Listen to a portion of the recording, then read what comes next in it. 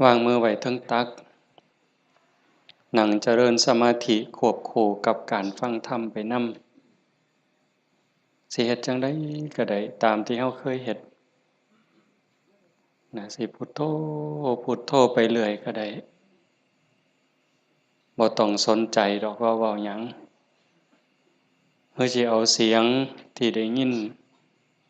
ดังขึ้นแล้วก็ดับดังขึ้นแล้วก็ดับตั้งสติไว้ที่หูเอาเสียงที่ได้ยินนี่เป็นอารมณ์ประกรรมฐานเกิดขึ้นดับเกิดขึ้นแล้วก็ดับเกิดขึ้นแล้วก็ดับก็ได้คือว่าการฟังเอาคำปากคำเว้าก็สิบ่ปานใดดอกโยมก็ฟังมาหลายหูมาหลายเข้าใจมาหลายปฏิบัติมาหลายแล้วเมืองอุบลเป็นเมืองนักปราชญ์ลูกศิษย์ลูกหาหลวงปู่ชาติเต็มหมดอยู่แถวนี้คันว่าสานงานจังซี่มันก็เกิดบ่ได้ได้ยินอาจารย์สันติเพิ่นเล่าสู่ฟังน้อยๆอาตมาก็รู้สึกว่าดีใจนำอนุโมทนาสาธุ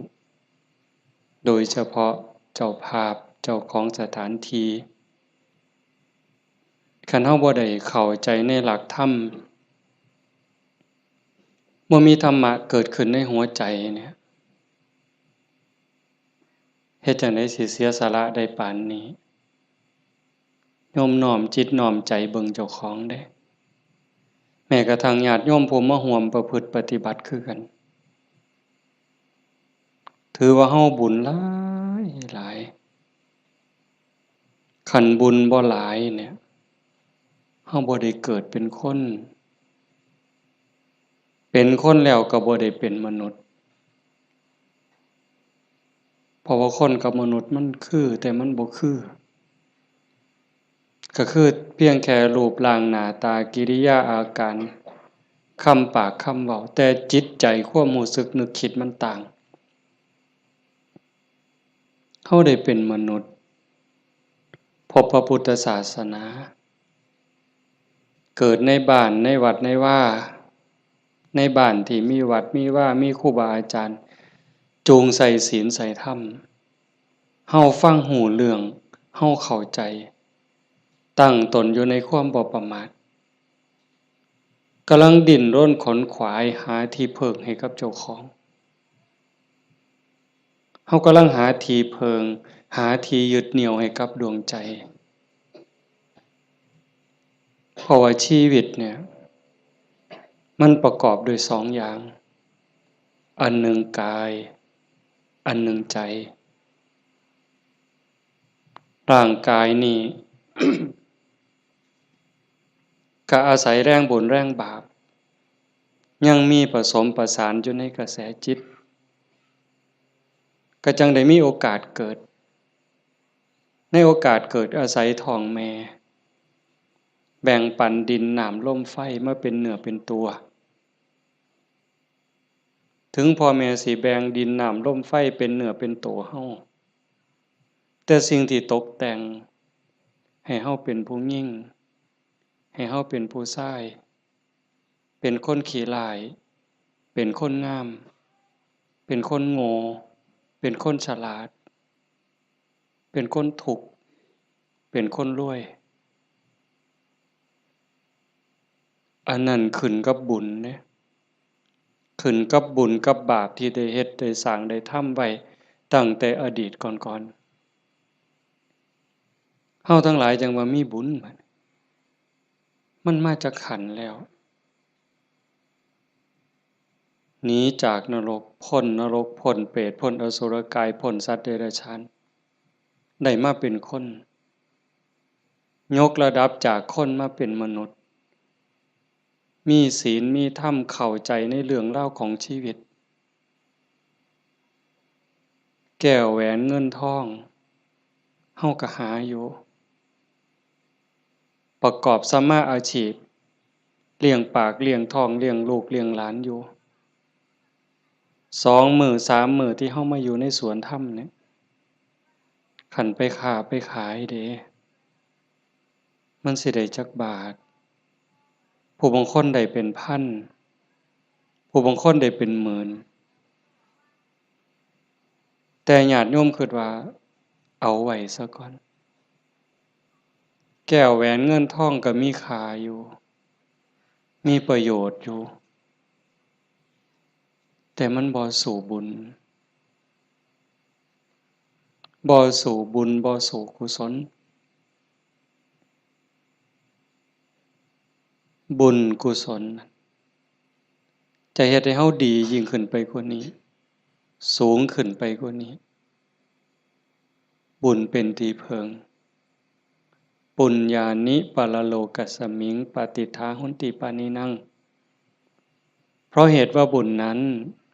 เป็นที่พึ่งของสัตว์ทั้งหลายในโลกหน้าพร้อมทั้งโลกต่อไป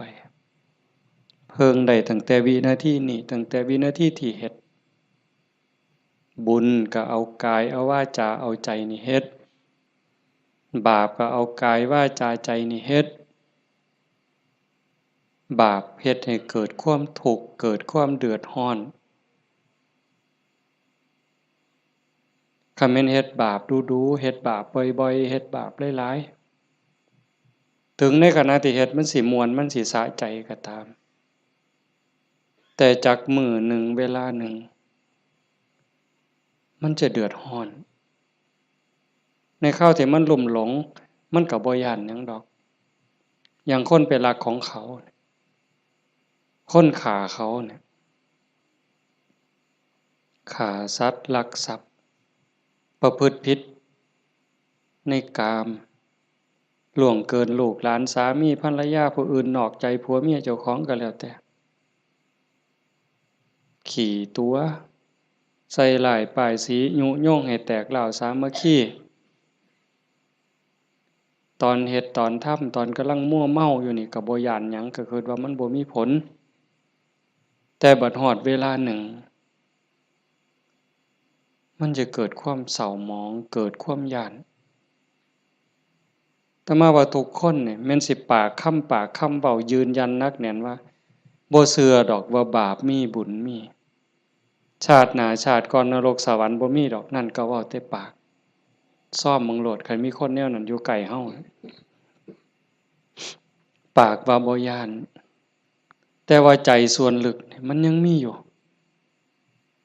วันๆอยู่คือกันบัดยามเจ็บยามไข้คือยามที่บาปกรรมมันตามทันตกทุกข์ได้ยากลำบากลำบนตอนนั้นสิกระวนกระวายเป็นทุกข์ตั้งแต่ยังมีชีวิตอยู่แต่คันคนที่เชื่อมั่นอยู่แล้วว่าบาปมีบุญมีชาติหน้าชาติก่อนนรกสวรรค์มีคันเผลอไปเฮ็ดบาปปั๊บด้วยความคิดไม่ออกนี่เคยเป็นคิดบ่ดีบ่งามกับพ่อกับแม่กับครูบาอาจารย์พระสงฆ์องค์เจ้าเพียงแค่ความคิดแวบนิดเดียวเศร้าหมองเดือดร้อนทันทีเห็นบ่บ่ได้โดนเลยเด้อากาลิโกเลยเด้เกิดทุกข์เกิดเดือดร้อนทันทีบาปคือความทุกข์คือความเดือดร้อนในปัจจุบันส่งผลไปเรื่อยๆเรื่อยๆคันกำลังบาปมันแห้งมันยังส่งผลอยู่เจ็บไข้ใกล้ล้มใกล้ตายมันก็หลอกหลอนพาจิตตกไปสู่อบาย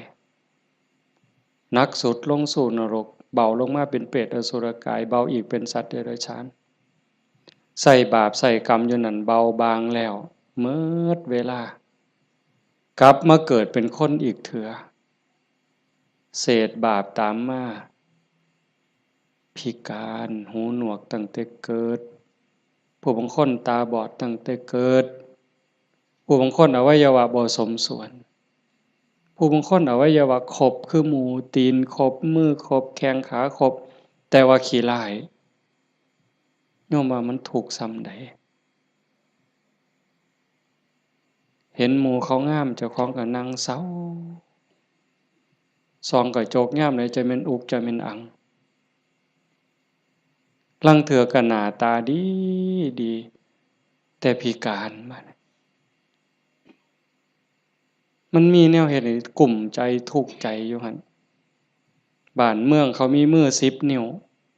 นิ้วมือ10 นิ้วเจ้าของเพิ่นมี9เป็นตาอยู่บ่บัดนี้ไหว้พระยามใดก็จักสิเสี่ยงจักสิเฮ็ดจั่งใดขาดก็บ่ดีคันเกินมา11 นิ้วแล้วบัดนี้สิ่งเหล่านี้เป็นผลของบาปที่ตามมาเล็กๆนะคันแม่นว่าอวัยวะก็คือหมู่อยู่หน้าตาก็พอไปวัดไปว่าก็บ่พอสิอายคนปานใดแต่ว่าทุกข์ล่ะเฮ็ดเวียกปานไฟไหม้มือไหม้ตีนค่ำบ่ได้ยืนคืนบ่ได้อยู่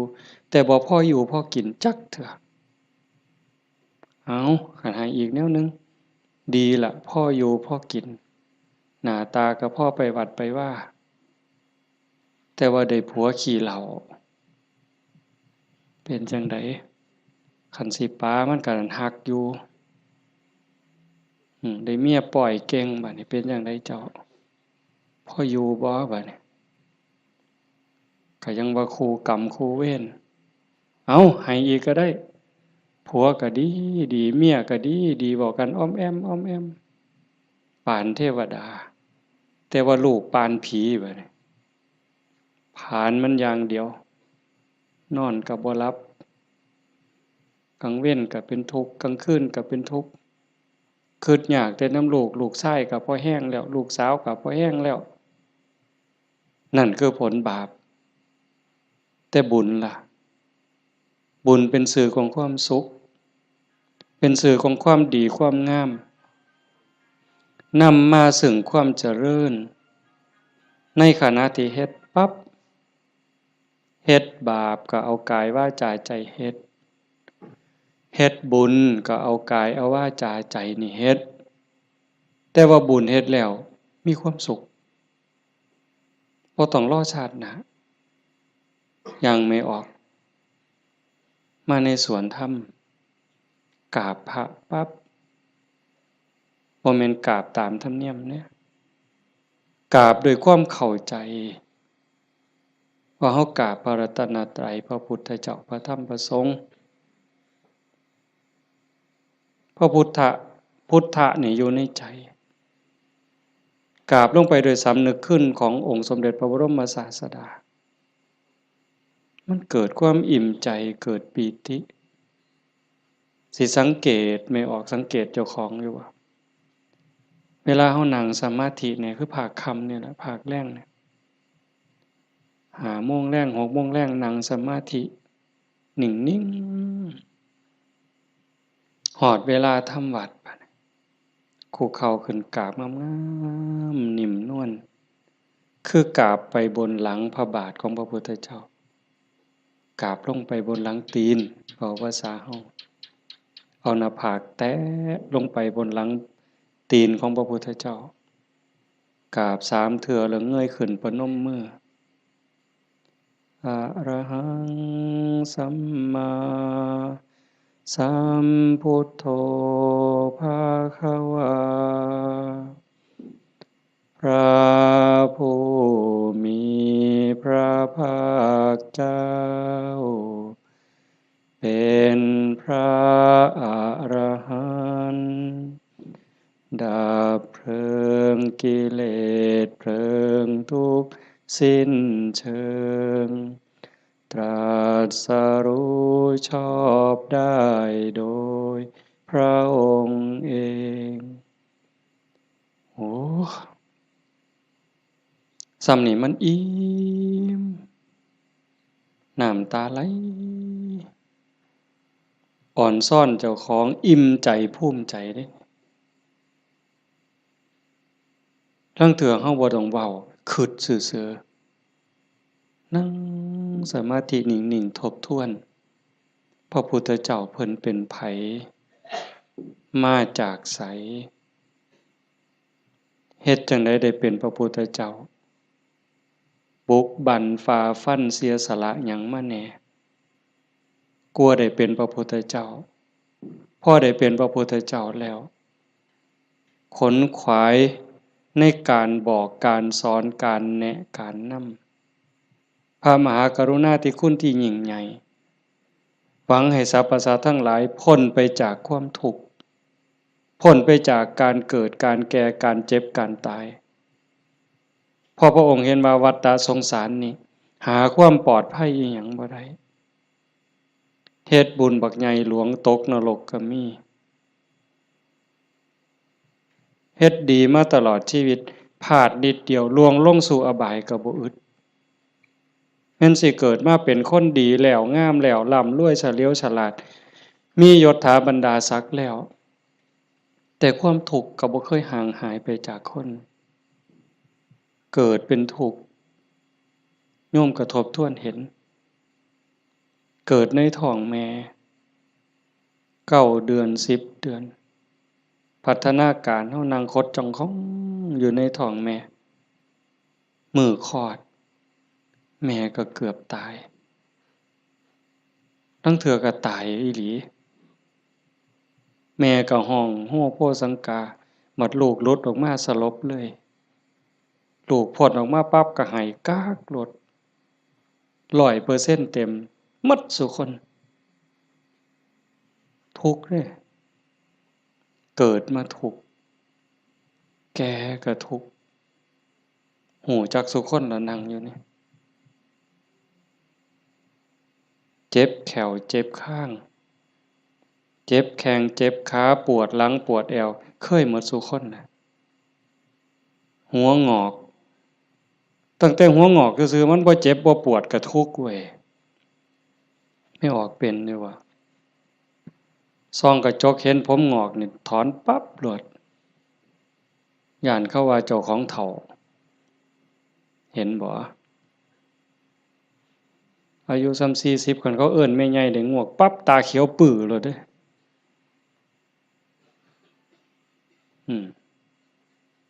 แต่คันอายุ60เขาเอิ้นน้าสาวอายุปานใดล่ะ60โอ้ว่าแต่แม่น45หนูกินฮอดข้าวมาเลยเป็นบ้าเด้นี่ดีใจอะเห็นบ่เฒ่าก็เป็นทุกข์เจ็บก็เป็นทุกข์ตายล่ะคนตายตอนมันตายแล้วมันบ่ทุกข์ดอกร่างกายหั่นแต่ว่าความรู้สึกนึกคิดน่ะมันหั้นย้านตอนบ่ทันตายนี่มันย้านเป็นหยังจังย้านคันคำถามแนวนี้เป็นหยังจังย้านตายบ่มั่นใจในเจ้าของเอ้าที่จริงคันเฮาเฮ็ดบุญเฮ็ดกุศลสร้างคุณงามความดีไว้เพียงพอมันสิย้านเฮ็ดหยังอาตมาคือกันอาตมาย้านตายไม่ออกยังย้านตายอาตมาย้านอาตมาตกนรกนี่หม้องมันแม่นอีหลีบัดนี้คันว่าตายปั๊บอาตมาจะไปเกิดเป็นเทวดามีสวรรค์วิมานกว้างใหญ่มีบริวารล้อมหน้าล้อมหลังมีทิพย์หมดเฮาสิไปเกิดเป็นพรหมจังซี่สิไปย้านเฮ็ดหยังบัดนี้ก็ซ้ำเฮาสิหนีจากบ่วควายนอนจักขี้ตมจักขี้งัวขี้ควายไปขึ้นปราสาทมีเครื่องย้อมเครื่องทามีความหอมเต็มสะดวกสบายเฮาก็บ่ได้ย้านแต่นี่มันสิตกลงไปหลายกว่าเก่าเนี่ยมันก็เลยย้านแม่นคือบ่อาตมาบ่ฮู้ดอกโยมก็คิดเอาเองว่าโยมย้านคืออาตมาบ่ตายมันทุกข์ลางเทื่อก่อนตายเนี่ยญาติโยมนี่คนประพฤติปฏิบัติธรรมไปร่วมงานศพดูๆไปเยี่ยมคนป่วยบ่อยๆนี่ได้น้อมธรรมเข้ามาใส่ตนส่ำใดเห็นคนเจ็บคนป่วยทรมานโอ้ยบัดฮอดคราวเจ้าของสิเป็นจั่งใดน้อคิดดูเพราะพระพุทธเจ้าเพิ่นบอกว่าโอปัญญิโกควรน้อมเข้ามาใส่ตนเลือกได้อยู่บ่ล่ะโยมโอ้ยผู้ข้าสิเลือกเอาตายด้วยโรคอันนี้ดอกสิเอาไหลตายดอกเอ้าง่ายที่สุดแล้วเด้นี่เอาวะ กินข้าวอิ่มๆกับลูกกับผัวกับเมียแล้วนอนหลับแล้วตายไปเลยนี่ง่ายที่สุดเหรอเอาบ่ยังบ่ทันหันเอาอยู่เด้นี่ขนาดวิธีที่ดีที่สุดสบายที่สุดล่ะเด้ขันไปเว้าถึงพวกเจาะข้อเอาหายใจบ่ได้เจาะข้อเพราะท่านก็ป้อนอาหารทางสายยางเจาะสวงเอาเงี้ยวออกบัดนี้เอาเลือดก็ใส่ทั้งแขนข้างนึงน้ำเกลือก็ใส่แขนข้างนึงออกซิเจนงุ่มดังอีกเจาะสวงเอาน้ำออกบัดนี้อุ้ยผู้ใดคิดว่าเจ้าของสิบ่ถูกแนวนั้นแน่อยู่นี่ยกมือขึ้นเบิ่งบ่มีหลักประกันหยังเลยพระพุทธเจ้าเป็นผู้มีพระมหากรุณาธิคุณคิดเห็นบุญคุณของพระองค์เที่ยวบอกเที่ยวสอนจากป่าสู่ป่าจากเขาสู่เขาจากกระท่อมของคนขอทานฮอดปราสาทราชวังของพระราชามหากษัตริย์คิดเห็นบุญคุณของพระองค์จังซี่เฮาได้มาเฮ็ดนำทำตามมันเป็นบุญแน่ๆคิดพ้อคิดเห็นนั่งสมาธิพิจารณาไปเกิดอิ่มใจพอใจสุขใจเดียวนี้คิดเบิ่งเจ้าของมันถึงสิเกิดบ้านนอกคอกหน้าบ้านป่าขาดอนบ่ร่ำรวยเป็นแสนเป็นล้านคือเพิ่นแต่ว่าเฮามีวัดมีครูบาอาจารย์มีพี่มีน้องที่รักศีลรักธรรมเฮามีสัมมาทิฏฐิมีความเห็นถูกเห็นตรงตามคำสอนพระพุทธเจ้าอย่างน้อยๆนี่เชื่อว่าบาปมีบุญมีชาติหน้าชาติก่อนนรกสวรรค์มีเฮ็ดดีก็ย่อมได้รับผลดีเฮ็ดชั่วก็ย่อมได้รับผลชั่วพระพุทธศาสนาสอนเรื่องเหตุเรื่องปัจจัยเพราะสิ่งนี้มีสิ่งนี้จึงมีหว่านพืชจังไดก็ได้ผลจังซั่นอ่อนซ่อนเจ้าของภูมิใจในเจ้าของแม่นสิเกิดบ้านนอกคอกหน้าทุกข์ยากปากหมองบ่ร่ำบ่รวยบ่สวยบ่งามแต่เฮามีโอกาสได้เข้าวัดได้มีโอกาสปฏิบัติธรรมเป็นผู้บ่ประมาทได้ยินเสียงปากเสียงเว้าของครูบาอาจารย์น้อมนำลงสู่การประพฤติปฏิบัติซ้ำนี่เฮาก็พอแห้งอะนี่โยมเป็นบุญล่ะเด้นี่เกิดปีติเกิดความอิ่มใจแล้วก็ตั้งตนในความบ่ประมาทอีกอันนี้หมายถึงบุญเฮ็ดปั๊บก็เกิดความสุขใจอิ่มใจปั๊บขันเฮ็ดเรื่อยๆเฮ็ดบ่อยๆเฮ็ดดูๆจิตนึกตั้งแต่ถึงคุณงามความดีบัดเจ็บบัดป่วยบัดไข้บัดหนาวบัดสิล้มสิตายนิมิตที่มันดีมันงามนำพาดวงจิตดับปุ๊บไปสู่สุคติขันมันเฮ็ดดูอันนี้หมายถึงดีเด้ให้ท่านรักษาศีลเจริญภาวนาเลี้ยงพ่อเลี้ยงแม่เขาวัดเขาว่าสร้างน้ำทำบุญมีจิตเอื้อเฟื้อเกื้อกูลนะขันมันเฮ็ดดูบ่อยๆจิตมันเที่ยวทางนี้ดูอั่นดอกมันก็ง่ายต่อการสิเกิดสิ่งเหล่านี้ในการจูงจิตไปสู่สุคติดับปุ๊บก็ไปสู่สวรรค์ไปสู่พรหมเอิ้นว่าไปสู่สุคติใส่บุญใส่กุศลไปจนหมดแห้งของบุญของบาปของบุญของกุศลส่วนนั้นหมดเวลาขันบ่ทันถึงความเป็นพระอริยเจ้ากลับมาเกิดเป็นคนอีกเถื่อบัด ผลบุญพามาเกิดเป็นคนเศษบุญตามมาปุ๊บรูปร่างหน้าตาผิวพรรณสวยสดงดงามมีความอ่อนน้อมอ่อนโยนมาแต่ต้นเกิดในตระกูลสูงเชื่อผู้ดีให้ทานมาหลายๆด้วยจิตศรัทธารวยตั้งแต่เกิดแต่มาเว้ามาหลายๆปีแล้วว่าคันคนให้ทานด้วยความศรัทธาด้วยความเลื่อมใสเฮ็ดด้วยความจริงใจผลมันให้รวยบางเทื่อรวยตั้งแต่เกิดบ่ทันมื่นตาซ้ ปู่ย่าตายายเตรียมฝากธนาคารไว้ให้เปิดบัญชีไว้รับเป็นร้อยล้านพันล้านล่ะเห็นบ่ล่ะนั่นคืออานิสงส์ของศีลของทานของบุญของกุศลสวยรวยสวยผอมงามผอมรวยผอมฉลาดผอมโรคภัยไข้เจ็บหน่อยอายุยืนมีคนเคารพนับหน้าถือตาเว้าหยังคนก็เชื่อถอยฟังคำผู้ใดบ่อยากได้เนี่ยก็100%ทุกคนอยากได้แต่ว่าอยากซื่อๆมันบ่ได้บัดนี้ต้องเฮ็ดต้องสร้างเหตุปัจจัยแต่ว่าคนไทยในปัจจุบันเนี่ยอาตมาว่าก็กำลังหลงทางไปไกลคือกันมองจังหนึ่งก็คือศาสนาพุทธเจริญเบิ่งอีกแนวหนึ่งก็คือเสื่อมเต็มที่ในเวลาเนี่ยนี่คือชุมนุมชนของเฮานี่กลุ่มเฮานี่คือเจริญอยู่แต่ว่าอีกกลุ่มหนึ่งมันอาศัยพุทธศาสนาติดยี่ห้อพุทธศาสนาแต่ว่าเนื้อในแกะกล่องเปิดขวดกินเข้าไปมันบ่แม่นบ่อยากเว้าหลายปานใดดอกเรื่องหมู่นี้แต่มันทั้งเถื่อกับเป็นตาเว้าอ่อนวอนบวงสรวงพิธีกรรมนี่มันออกนอกทางหมดนิยมคันมันสิง่ายปานนี้พระพุทธเจ้าสิมานั่งเฮ็ดหยังสิสอนเฮาให้ฝึกให้ฝนให้เพียรเฮ็ดหยังครูบาอาจารย์หลวงปู่หมั่นหลวงปู่ชาเอาชีวิตเกือบบ่รอดเขาซั่นก็ขึงฝ่ายแล้วก็มาผูกหัวเจ้าของก็สวดซะทีล่ะอิติปิโสล้าน800,000ก็ได้ตัวให้มันหอเวินๆๆๆกิเลสคูโคบๆๆๆออกโลดติล่ะมันแม่นบ่ล่ะกระแสนี่กำลังแห้งแม่ออก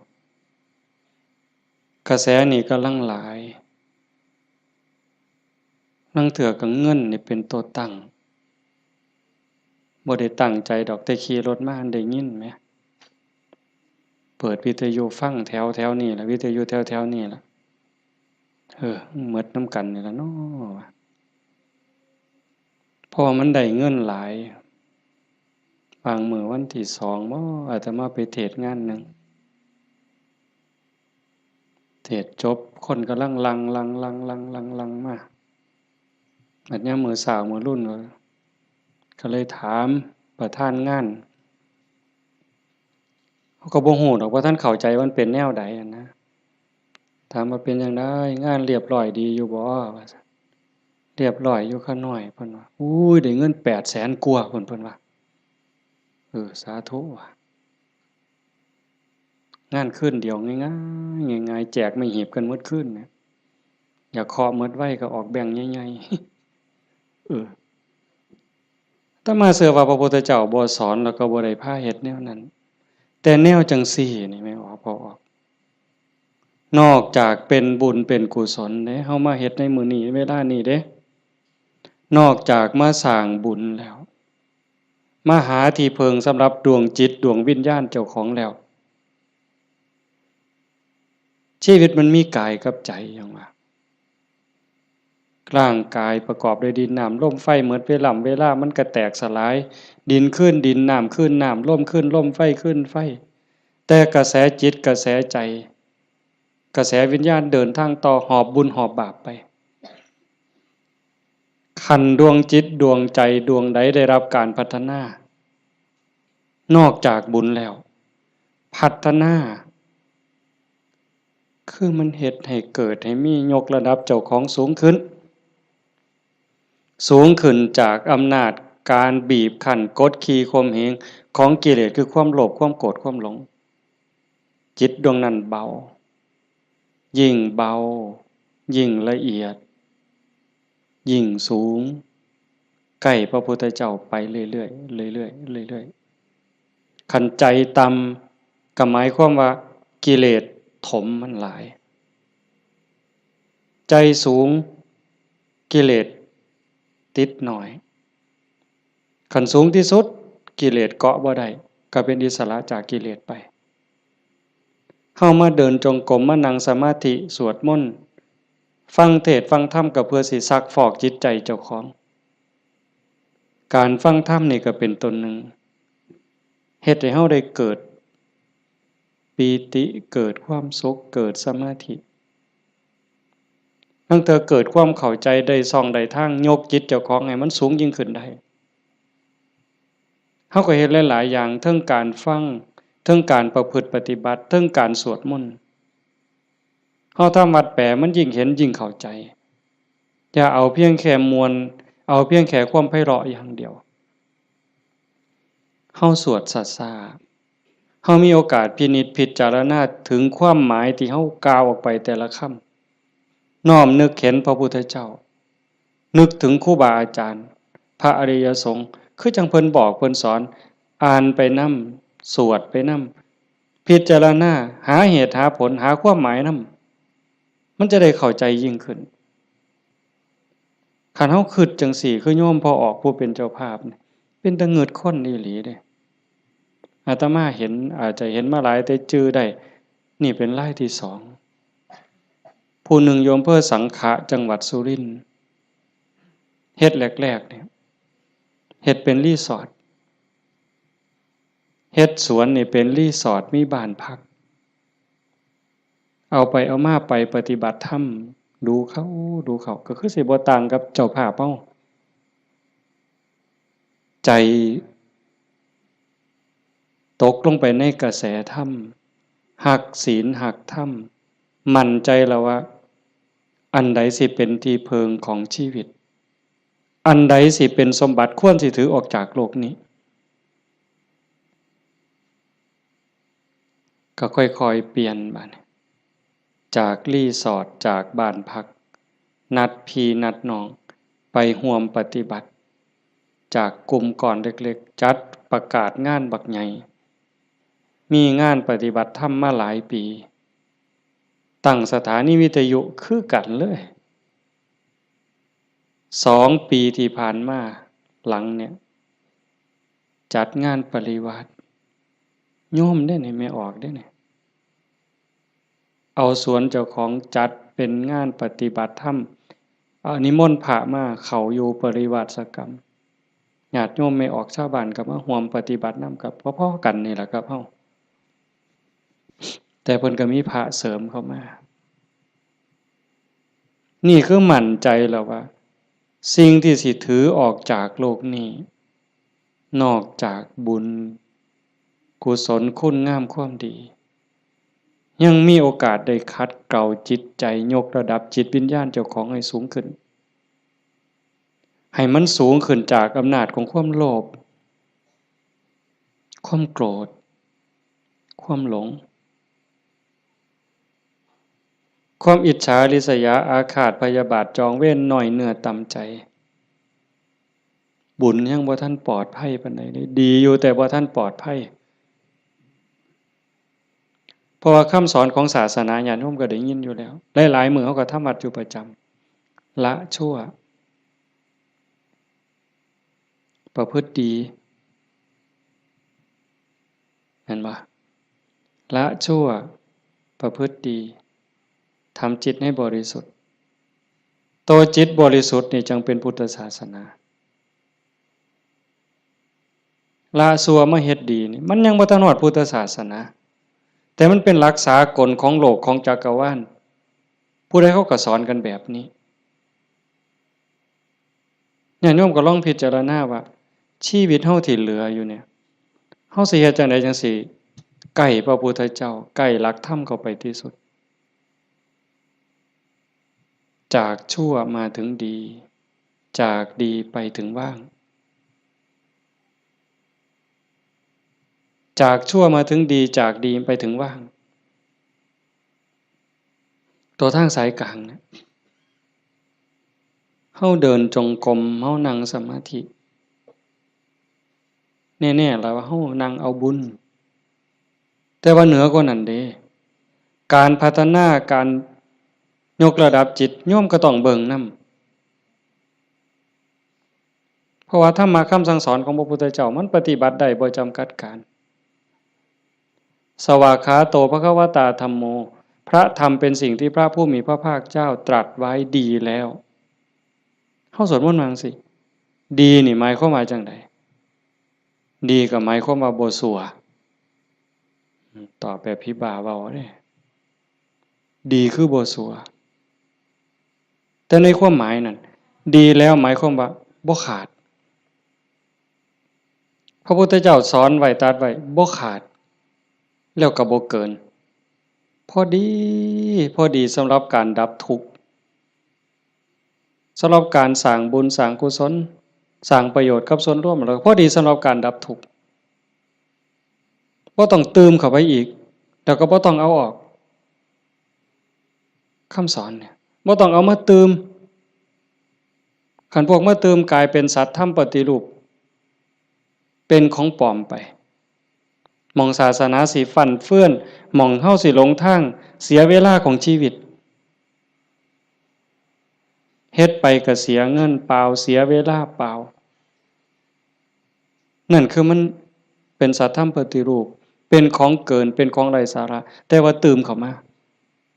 ยัดใส่พระโอษฐ์ของพระองค์ว่าอันนี้พระพุทธเจ้าตรัสนี่คือเหตุการณ์หลายๆอย่างอยู่ในเวลานี่ในสังคมชาวพุทธเฮาบ่ขาดแล้วก็บ่เกินสวากขาโตภควตาธัมโมพระธรรมเป็นสิ่งที่พระผู้มีพระภาคเจ้าตรัสไว้ง่ายแล้ว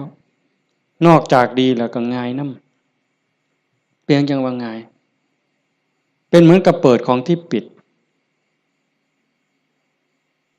ของที่ถูกปิดอันไหนเป็นคนปิดความบ่ฮู้อวิชชาความบ่ฮู้โมหะความหลงความมืดมันครอบงำจิตใจของเราสัตว์มาชั่วอนันตกาลจนเจ้าชายสิทธัตถะเสด็จออกบวชบำเพ็ญเพียรบารมีได้ตรัสรู้ใต้ต้นพระศรีมหาโพธิ์ก่อนพุทธศักราช45ปีนั้นจึงเปิดขึ้นมาได้นักบวชก่อนพระองค์เนี่ยเฮาสินับหลายปานใดเป็นหมื่นๆองค์หมื่นๆศาสดาหมื่นๆครูอาจารย์ที่แสวงหาแต่ว่าบ่มีผู้ใดพอเปิดบ่ออก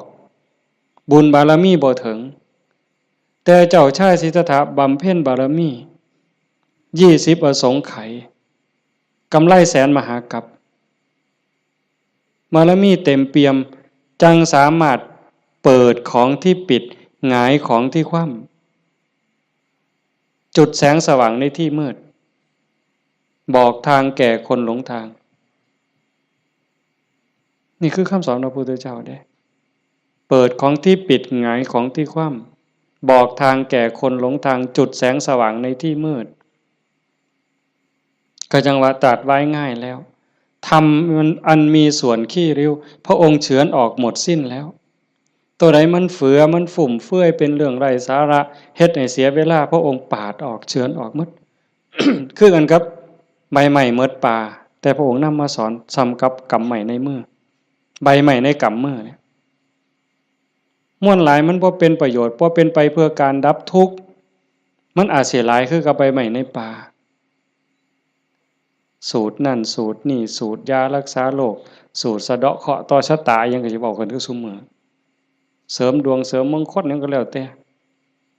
วิชาที่มันบ่เป็นไปตรงไปเพื่อความดับทุกข์พระองค์บ่เอามาสอนเฉือนออกบ่เอามาเว้าถือเป็นเรื่องไร้สาระเป็นหยังจังเอาแต่สิ่งที่มันเป็นประโยชน์ล้วนๆเอาแต่แก่นเพราะว่าวันเวลาของชีวิตเฮาบ่พอโยมชีวิตหนึ่งๆเฮาบ่พอสำหรับการจะปลดเปลื้องกิเลสออกจากใจเป็นเรื่องรีบด่วนวันเวลาของชีวิตเฮามันบ่ถึง100ปีจักคนเนี่ยเห็นบ่เบิ่งดีๆเด้เฮาเกิดมาอยู่ในโลกนี่มันบ่เกิน100ปีหลายคนอยู่นี่60แล้ว70แล้วอายุจน70หัวงอกแขวหักแล้วเนี่ยกิเลสลดลงหรือยังถามเจ้าของเบิ่งยังเครียดให้ลูกเขยบ่เครียดให้ลูกไผ่บ่ไปตักอาหารยามมื้อเช้านี่มันอยากได้หลายเกินจำเป็นบ่บางเทื่อตักไปก็อันนี้ก็สิเป็นตาแซ่บอันนี้ก็สิเป็นตาแซ่บตักไปตักมาแงกเบิ่งถาดโอ้มันสิกินหมดบ่พอละเพิ่นว่า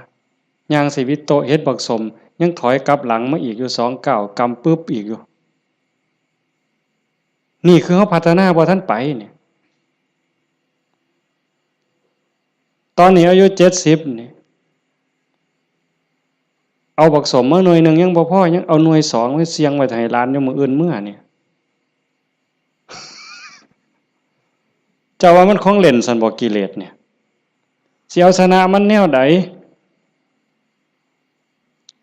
หลายภพหลายชาติหลายแสนชาติล้านชาติมาแล้วที่เฮาแพ้มาตลอดแต่ว่าก็ใครแน่ชาตินี้ได้มาเป็นคนสู่ตอนในสนามนี่เวทีนี่คันแม่นนักมวยนี่คือเวทีแก้มือแม่ว่านัดล้างตาคันแม่นการแก้มือกันเป็นกีฬาหยังก็ตามนี่เป็นไฟหนึ่งเป็นเกมหนึ่งที่เฮาสิเอาชนะมันแต่ตอนนี้จากยกแรกมาจนฮอดยก5นี่เฮาถึกมาสะบักสะบอมเนี่ยนับ8ก็หลายรอบแล้วอีกบ่ถึงนาทีแล้วเด้มันสิหมดยก5นี่สิหวังน็อกอยู่บ่เจ้าสิถึกศอกกลับเขามิดอ้อยซอยอีกยกนึงบ่จักนี่ต้องเบิ่งให้เห็นเด้จังว่าพระพุทธเจ้าเพิ่นเฉือนออกหมดสิ้นแล้วเอาแต่เรื่องทุกข์เรื่องดับทุกข์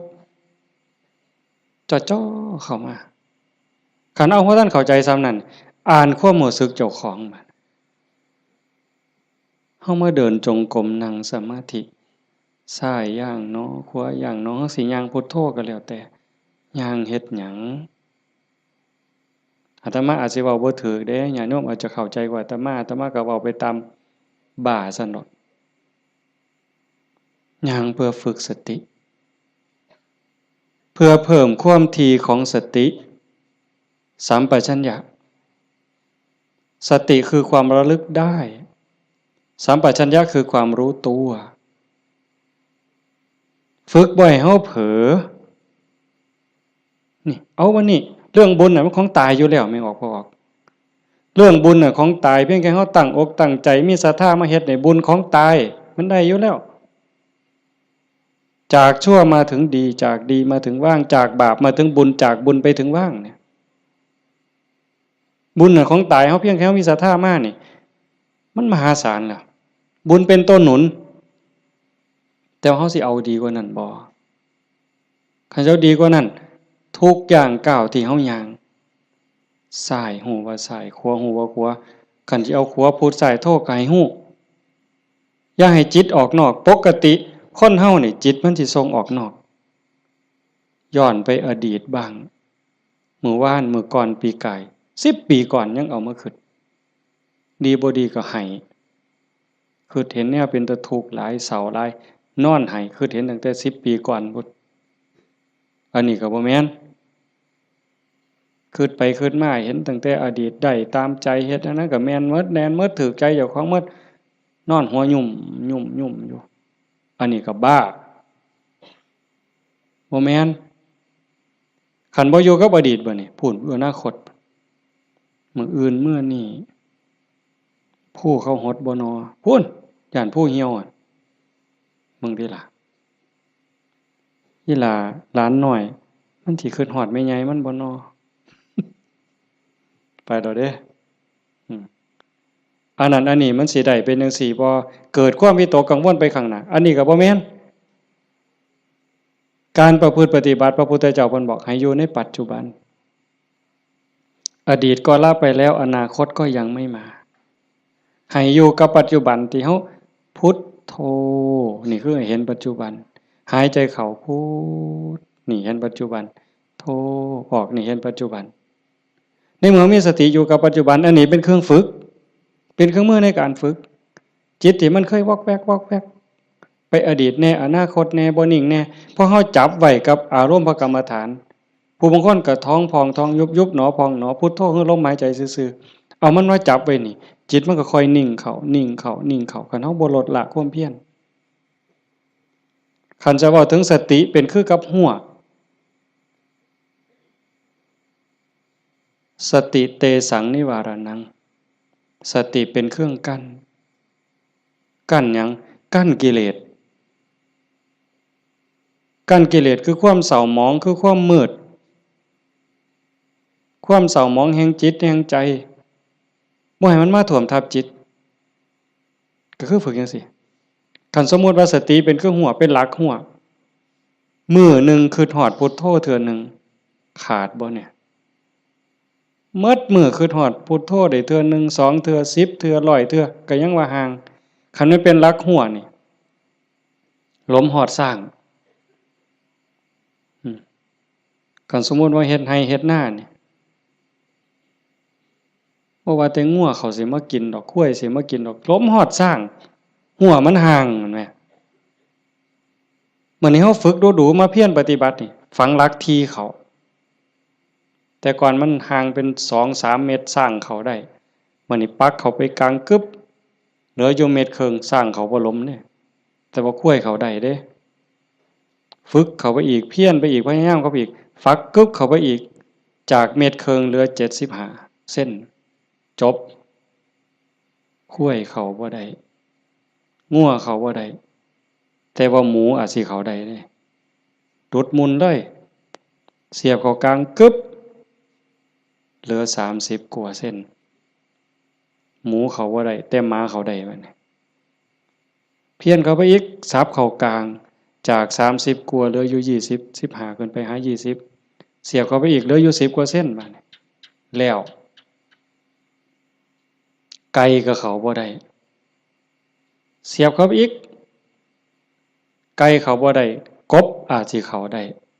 ที่เขาอีกกบเขาบ่ได้เขียดโม่เขาได้ที่เขาอีกเขียดโม่เขาบ่ได้เขาได้แต่เขียดแค่หน้าสติเฮาคือกันสติสัมปชัญญะฝึกบ่อยๆฝึกดูๆเห็นดูๆหูดูๆมันก็จะเป็นความชำนิชำนาญความระลึกรู้ระลึกเห็นบ่อยๆเกิดขึ้นอยู่ในปัจจุบันบ่อยๆบ่ได้แวบไปสู่อดีตบ่ได้แวบไปสู่อนาคตเกิดความตั้งมั่นเกิดความมั่นคงสติสัมปชัญญะสมาธิความตั้งมั่นได้บัดนี้สมาธิคือความตั้งมั่นแห่งจิตจิตบ่วอกแวกปัญญารอบรู้ในกองสังขารที่มันมาหลอกจิตสังขารกลางกายก็อีกอย่างนึงสังขารคือจิตใจก็อีกอย่างนึงกายนั่งนิ่งแต่ว่าจิตมันคิดไปทั่วทิพย์ทั่วแดนในเมื่อหูจักเรื่อยๆหูจักบ่อยๆพยายามผูกมันไว้คอยตะล่อมจิตมันคือลิงเพิ่นยังว่าผูกไว้คือผูกลิงใส่หลักสติเป็นเหมือนกับเชือกองค์ภาวนาเป็นคือกับหลักมันสิดื้อปานใดลิงมันดื้อไปโลดมันไปบ่ได้จักหน่อยมันก็ล้ามันก็ซ่าลงจักหน่อยก็นั่งจิตเฮาคือกันเฮาบ่เครียดดอกมันไปก็ปล่อยมันไประลึกได้ปั๊บก็กลับมาใหม่ระลึกได้ปั๊บกลับมาใหม่ดูเข้ามันก็มีทางมันก็เป็นความชินของมันอยู่จักหน่อยก็นิ่งได้พอแต่มันนิ่งมันอิ่มแน่ไม่ออกก็สิเคยเห็นหลายคนนั่นล่ะเก่งกว่าอาตมาล่ะนั่งอยู่นี่ซ่อมเบิ่งเนี่ยเกิดความอิ่มใจสุขใจคันเฮ็ดดูๆบ่อยๆอย่างเฮาเบิ่งท้องพองท้องยุบเห็นคักๆขณะที่ท้องพองขึ้นปุ๊บๆๆๆทอเส้นผมปุ๊บๆๆขึ้นมาก็เห็นยุบลงปุ๊บๆๆๆทอเส้นผมนี่ก็เห็นหายใจเข้าหายใจออกคือกันในนี่มันก็มีการเกิดดับเห็นอยู่ในหมดเห็นจังซั่นปั๊บเกิดปีติเกิดความสุขเกิดอิ่มใจอันนี้เล็กๆดอกของเล่นน้อยๆขนอดบางเถื่อเฮาเฮ็ดดูๆบ่อยๆจนได้ฮู้จักมันแน่แล้วบัดเกิดมื้อหนึ่งเวลาหนึ่งเฮามีเรื่องต้องคิดต้องอ่านมันหนหูหนหวยกัดกุ้มกระวนกระวายคิดพ้อปั๊บคิดฮอดกรรมฐานหายใจเข้าดึงลมหายใจเข้าหายใจยาวๆบึบหายใจออกปึ๊บเย็นว่า ขนลุกวืบโล่งอันนี้ก็มีก็เป็นบอนพักอีกอันนึงคันเฮ็ดจังซี่ดูๆบ่อยๆๆเฮาสิเล่นจังไดกับมันก็ได้ไม่ออกเคยเบิ่งความคิดเจ้าของบ่นั่งเบิ่งซื่อๆนี่ หลังจากเบิ่งลมหายใจเข้าหายใจออกพอสมควรบัดเวลาหนึ่งเขาอยากเล่นกับความคิดตั้งสตินั่งจังสิปั๊บก็หลับตาเบิ่งรูปเจ้าของนั่งหลังจากนั้นก็ย้อนเข้ามาทางในเบิ่งจิตที่มันนิ่งธรรมชาติจิตมันนิ่งมันว่างมันสว่างเป็นประภัสสรแต่กิเลส ความโลภความโกรธความหลงนั้นมันเป็นแขกมาเยี่ยมมาเยือนชั่วคู่ชั่วข้าวเยี่ยมแล้วก็ไปเยี่ยมแล้วก็ไปแต่ว่าเฮาขาดสติบ่เนี่ยมันเยี่ยมตลอดเวลามาทางตาแน่ทางหูแน่ทางจมูกแน่ทางลิ้นแน่ทางกายแน่รับหูรับตาไว้ก็มาทางใจคิดอยู่ตลอดนี่คือแขกในเมื่อแขกมาเยี่ยมดูจิตใจอ่อนล้าเจ้าของบ้านบ่ได้พักข้าแต่ต้อนรับแขก ไม่ออกเคยเป็นบ่ล่ะสมมุติว่าเป็นเฮาเนี่ยล่ะเดี๋ยวกับผู้นั้นมาผู้นี้มาต้อนรับอยู่หมดมื้อหมดเว้นหาข้าวหาน้ำมาอยู่ให้กินคอยเว้าคอยจาทักทายปราศัยเมื่อยเด้คนบ่ได้พักก็เมื่อยก็ล้าใจบ่ได้พักก็คือกันเดี๋ยวก็โลภเดี๋ยวก็โกรธเดี๋ยวก็หลงเดี๋ยวก็ฮักเดี๋ยวก็ชังเดี๋ยวก็ย้านอยู่หั่นแต่คันเฮาได้เฮ็ดสมาธิได้ภาวนาจิตมันได้พักเป็นพักเป็นพักเกิดความหนักแน่นมั่นคงเด้เวลาที่จิตเฮามีสมาธิเกิดความหนักแน่นแม้นมันบ่เป็นสมาธิแบบที่เฮาเว้าถึงกันจนว่านิ่งสว่างดับไปเป็นชั่วโมง2ชั่วโมงเป็นมื้อเป็นเว้นก็สร้างเพียงแค่เฮาเห็นลมเข้าลมออกเนี่ย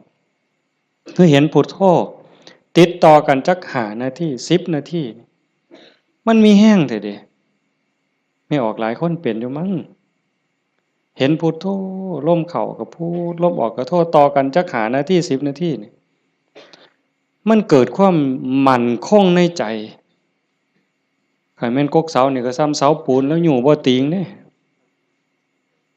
จิตใจบ่หวั่นไหวนักแน่นมั่นคงโยกบ่ได้เห็นบ่แต่คันไปกว่านั้นบัดน่ะอ่านเบิ่งความคิดคิดปั๊บฮู้ปั๊บคิดปั๊บฮู้ปั๊บคิดปั๊บฮู้ปั๊บเฮานั่งจังซี่คือกันไม่ออกคันสมมุติว่าเฮาพุทโธพุทโธแล้วมันมักคิดเอาแนวใหม่เอ้ามึงคิดกูสิเบิ่งบัดนี้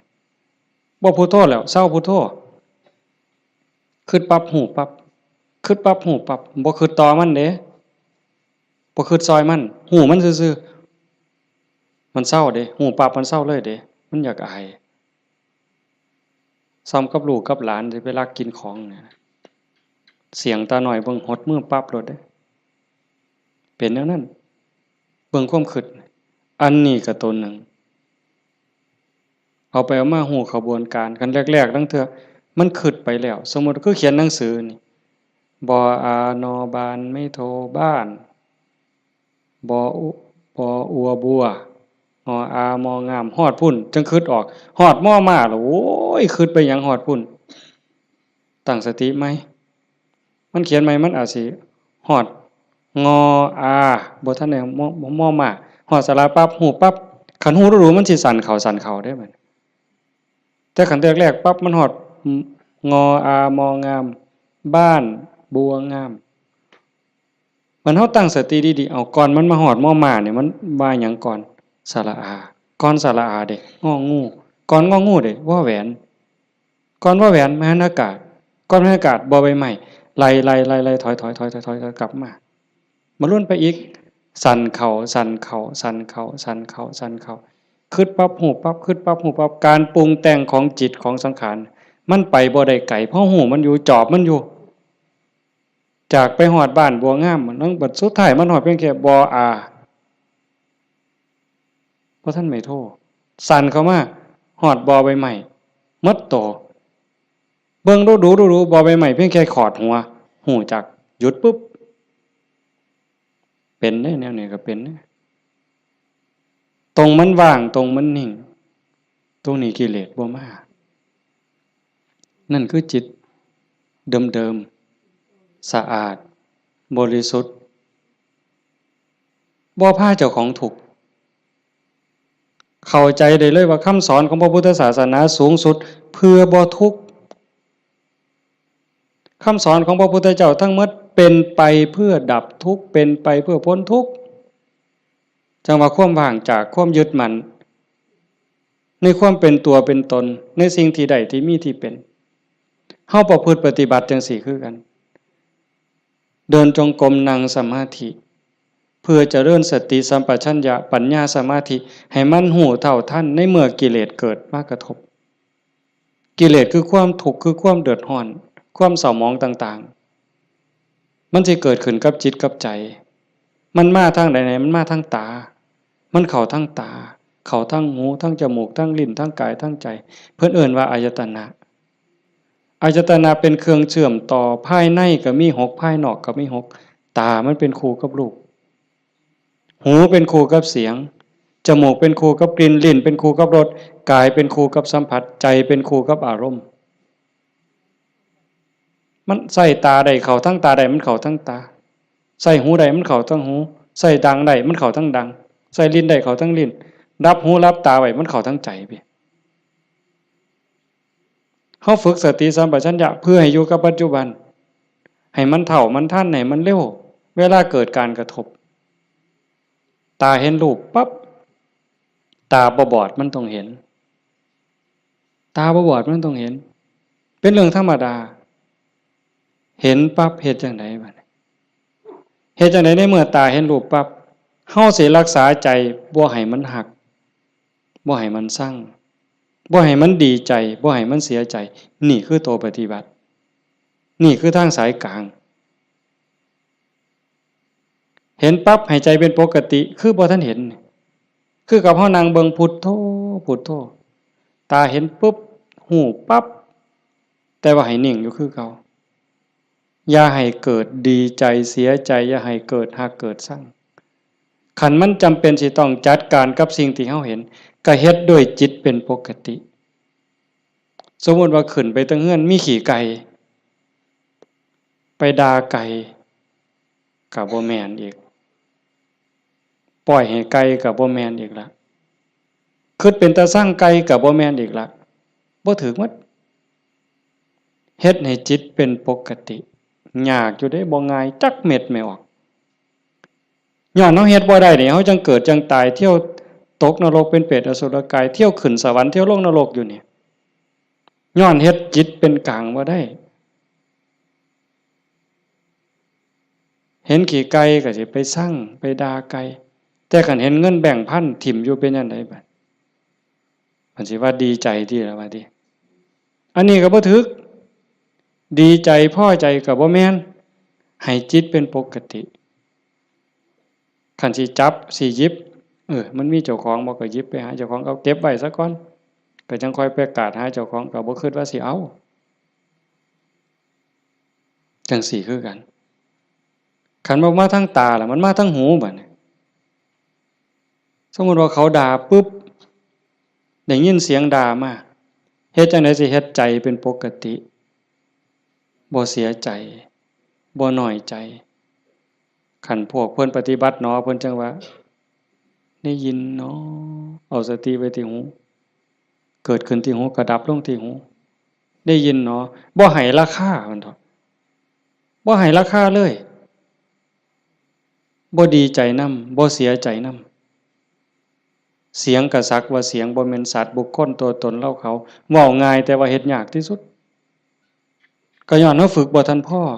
คันผู้ฝึกได้แล้วก็เย็นคือเก่าเด้คือหลวงปู่ชาเพิ่นว่าผู้ที่ฝึกบ่ทันได้คือบ่ทันเข้าใจคนด่าย่างไปเช้าก็ด่าไปยามแลงก็ด่าเห็นยามใดด่ายามนั้นก็ไปเครียดให้มันเป็นหยังด่ากูเพิ่นว่าหมัดมื้อนึงเขาว่าอย่าไปหัวซ่ามันเด้อผู้มันด่าคนเนี่ยมันเป็นบ้าตัวเศร้าเครียดเศร้าซั่งนั่นคือจิตเป็นกลางแล้วกลับคืนสู่ฐานเดิมของมันคันเขาให้เขาด่าเขาจมให้เฮาบ่ฮู้ทันวางจิตบ่เป็นก็ไปเครียดไปขมหาทางตอบแทนสิเอาคืนจองกรรมจองเวรไว้แต่คันถ้าย่องแล้วบัดเนี่ยเป็นจังไดบัดถ้าคำย่องคำย่อมาก เฮาก็ดีใจก็บวกฟู่ขึ้นบ่ถือคือเก่าเสียใจก็บ่ถือดีใจก็บ่ถือแต่ให้จิตเป็นกลางๆนี่คือข้อปฏิบัติธรรมชาติจิตเป็นจังซั่นมันบ่เคยฮักไผมันบ่เคยสร้างไผจิตนี่ฮักก็บ่เป็นสร้างก็บ่เป็นดีใจก็บ่เป็นเสียใจก็บ่เป็นโลภโกรธหลงก็บ่เป็นย้านหยังก็บ่แม่นมันเป็นปกติของมันอยู่กลางๆจังซั่นแต่ว่ารักโกรธเกลียดกลัวอิจฉาริษยาน้อยเนื้อตามใจย้อนกิเลสมาย่อมแขกมาเยี่ยมเนี่ยมันพาเจ้าของบ้านป้วงเดี๋ยวนี้ก็ซ้ำกับเฮาอยู่เฮือนธรรมดานี่แล้วเคยเห็นอยู่ตัวบางปีใหม่นี่ลูกหลานเฮาอยู่เฮือนธรรมดากับพ่ออยู่บัดหมู่มาชวนกินเหล้ามันก็เมาอยู่เฮือนเฮาหั่นแหล้วเป็นจังได๋ซั่นพาเจ้าของบ้านป้วงเลยให้เฮารักษาใจเจ้าของให้เป็นปกติเฮาประพฤติปฏิบัติเพื่อสิ่งนี้เด้โยมตาเห็นก็ให้รักษาใจไว้ปกติหูได้ยินก็รักษาใจไว้ให้เป็นปกติจมูกได้กลิ่นหอมเหม็นก็ปกติลิ้นได้รสก็ปกติแซ่บบ่แซ่บนัวบ่นัวก็ปกติคันมันสิเติมก็เติมไปที่ละน้ำปลานั่นสิเติมเกลือก็เติมไปที่แต่อย่าไปคิดสร้างแม่ครัวอย่าไปจมให้เขาหนาวร้อนมันหนาวมากก็แม่นว่าสิทนกรรมฐานนี่บอกว่าให้ปล่อยว่างหนาวก็สิเสืออยู่ซื่อๆบ่ห่มมันดอกผ้านี่ก็แล้วแต่ว่าธรรมชาติมันก็ให้ห่มแต่ว่าก็อย่าทุกข์อย่าเดือดร้อนรักษาใจเป็นปกติคันบ่จังซั่นนี่คนมันติดชั่วก็ติดได้ไหมออกดีก็ติดชั่วก็ติดแม่นบ่หมู่เจ้าว่าเฮาไผสิเถียงสมมุติว่าตาเนี่ยมันก็บ่แม่นว่ามันสิมักแต่ของถูกใจมันเด้บ่แม่นแต่สิถูกตาแล้วมักเบิ่งเด้สมมุติว่าเห็นผู้สาวเห็นผู้บ่าวเห็นคนงามที่เฮาพอใจบ่แม่นเฮาสิเบิ่งแต่คนที่เฮาพอใจเด้คราวเดียวก็เหลียวเบิ่งก็ดีใจโอ้ยงามเนาะโอ้ยพอใจเนาะบ่แม่นแต่จังซั่นอันคนผู้เฮาสั่งนี่แม่นออกเคยเป็นบ่โอ้ยสิแม่นกูสร้างปานตาสิแตกเพิ่นว่าสร้างปานตาสิแตกแต่ว่าแม่นเบิ่งบ่เซาแนวเคยเป็นบ่หมู่เจ้าบ้าหือดีซั่นคันว่าเป็นตาสร้างกูบ่อยากเห็นก็อย่าไปเบิ่งอีกติล่ะเพียงจังเบิ่งบ่เซาซั่นเห็นบ่นี่คือมันโง่อาตมาผู้หนึ่งล่ะโง่แนวเนี้ยผู้ใดเศร้าโง่เนี่ยสาธุนำเด้อว่ามันเป็นตาสร้างยังไปเหลียวเบิ่งดูอยู่เอาดังบัดนี้ทั้งจมูกเนี่ยกับมันเป็นว่าคนมักหอมติดหอมอย่างเดียวได้ไหมออกผู้เจ้าเป็นบ่ติดเหม็นไหมปลาแดกไหมปลาแดกเหม็นนี่ฮะว่าปลาแดกหอมเนี่ยตำบักฮวงคือสีแซ่บเปล่าวะนักก็ไปกว่านั้นเล็บตีนสักโอ้ยบ้าหือดีกิ่มเล็บตีนสักออกมาเหม็นแทนที่สิทิมนะดมเว้ยดมเท่านึงกับบ่ว่าเด้ดมเท่าสองอ่ะบ่แล้วแงกหน้าแงกหลังมีผู้เห็นกูบ่นอเพิ่นว่าลี่ดมได้นั่นเมืองอุบลเป็นอยู่วะอย่าจะเป็นแต่ศรีสะเกษเอาไว้โอ้ยแทนที่สิเอาถิ่มเนาะแต่มาว่าแงกหน้าแงกหลังเทื่อที่3ที่4บ่มีคนเห็นดมอีกสักเทื่อก่อนจังถิ่มนั่นใส่ว่ามาของหอมว่างจิตเป็นกลางบ่ได้นี่สติปัญญามันบ่พอเห็นบ่อย่าว่าแต่แสบบ่แสบเลยนัวบ่นัวเลยสัมผัสคือกันเย็นห่อนอ่อนแข็งใจคือกันเนี่ยมันบ่ดีคิดแล้วเฮ็ดเจ้าของเป็นทุกข์คิดพ่อเฮ็ดเจ้าของห้องไห้น้ำตาหลั่งน้ำตาไหลก็ยังมีโอกาสนอนมือกายหน้าผากคิดฮอดแล้วก็น้ำตาไหลสะอื้นอยู่ผู้เดียวบ้าคักๆเนี่ยเด้คนเนี่ยคันแนวมันถูกใจเจ้าของก็นอนคิดเห็นแล้วก็หัวยุ่มอยู่ผู้เดียวพลิกไปพลิกมาจนเก็บไปฝันนะเว้ย นี่คือจิตมันฝึกบ่ทันใดไม่ออกโยมพอออกเพิ่นพาเฮาเฮ็ดงานปฏิบัติธรรมเสียเวลาเสียเวลาย่อมสละสถานที่เงินทองพร้อมเพื่อเอาบุญให้เจ้าของส่วนหนึ่งแล้วก็เพื่อยกระดับจิตใจเจ้าของส่วนหนึ่งแล้วก็เห็นว่าทุกคนคือพี่คือน้องเปื้อนร่วมทุกข์เกิดแก่เจ็บตายทุกคนเคยเป็นพี่เป็นน้องเป็นญาติสายโลหิตเป็นสามีภรรยากันมานับภพนับชาติบ่ถ้วนชาตินี้ชีวิตนี้ได้เข้าใจในหลักธรรมคำสอนของพระพุทธองค์กหวังให้เกิดประโยชน์สูงสุดส่วนหนึ่งเราก็ฉลาดบักคักถ้ามาเสือสู่คนที่นั่งอยู่นี่แบ่งบุญเล่าได้เรากินเปอร์เซ็นต์หมู่เจ้าได้เนี่ยเป็นพ่อค้าสำนะ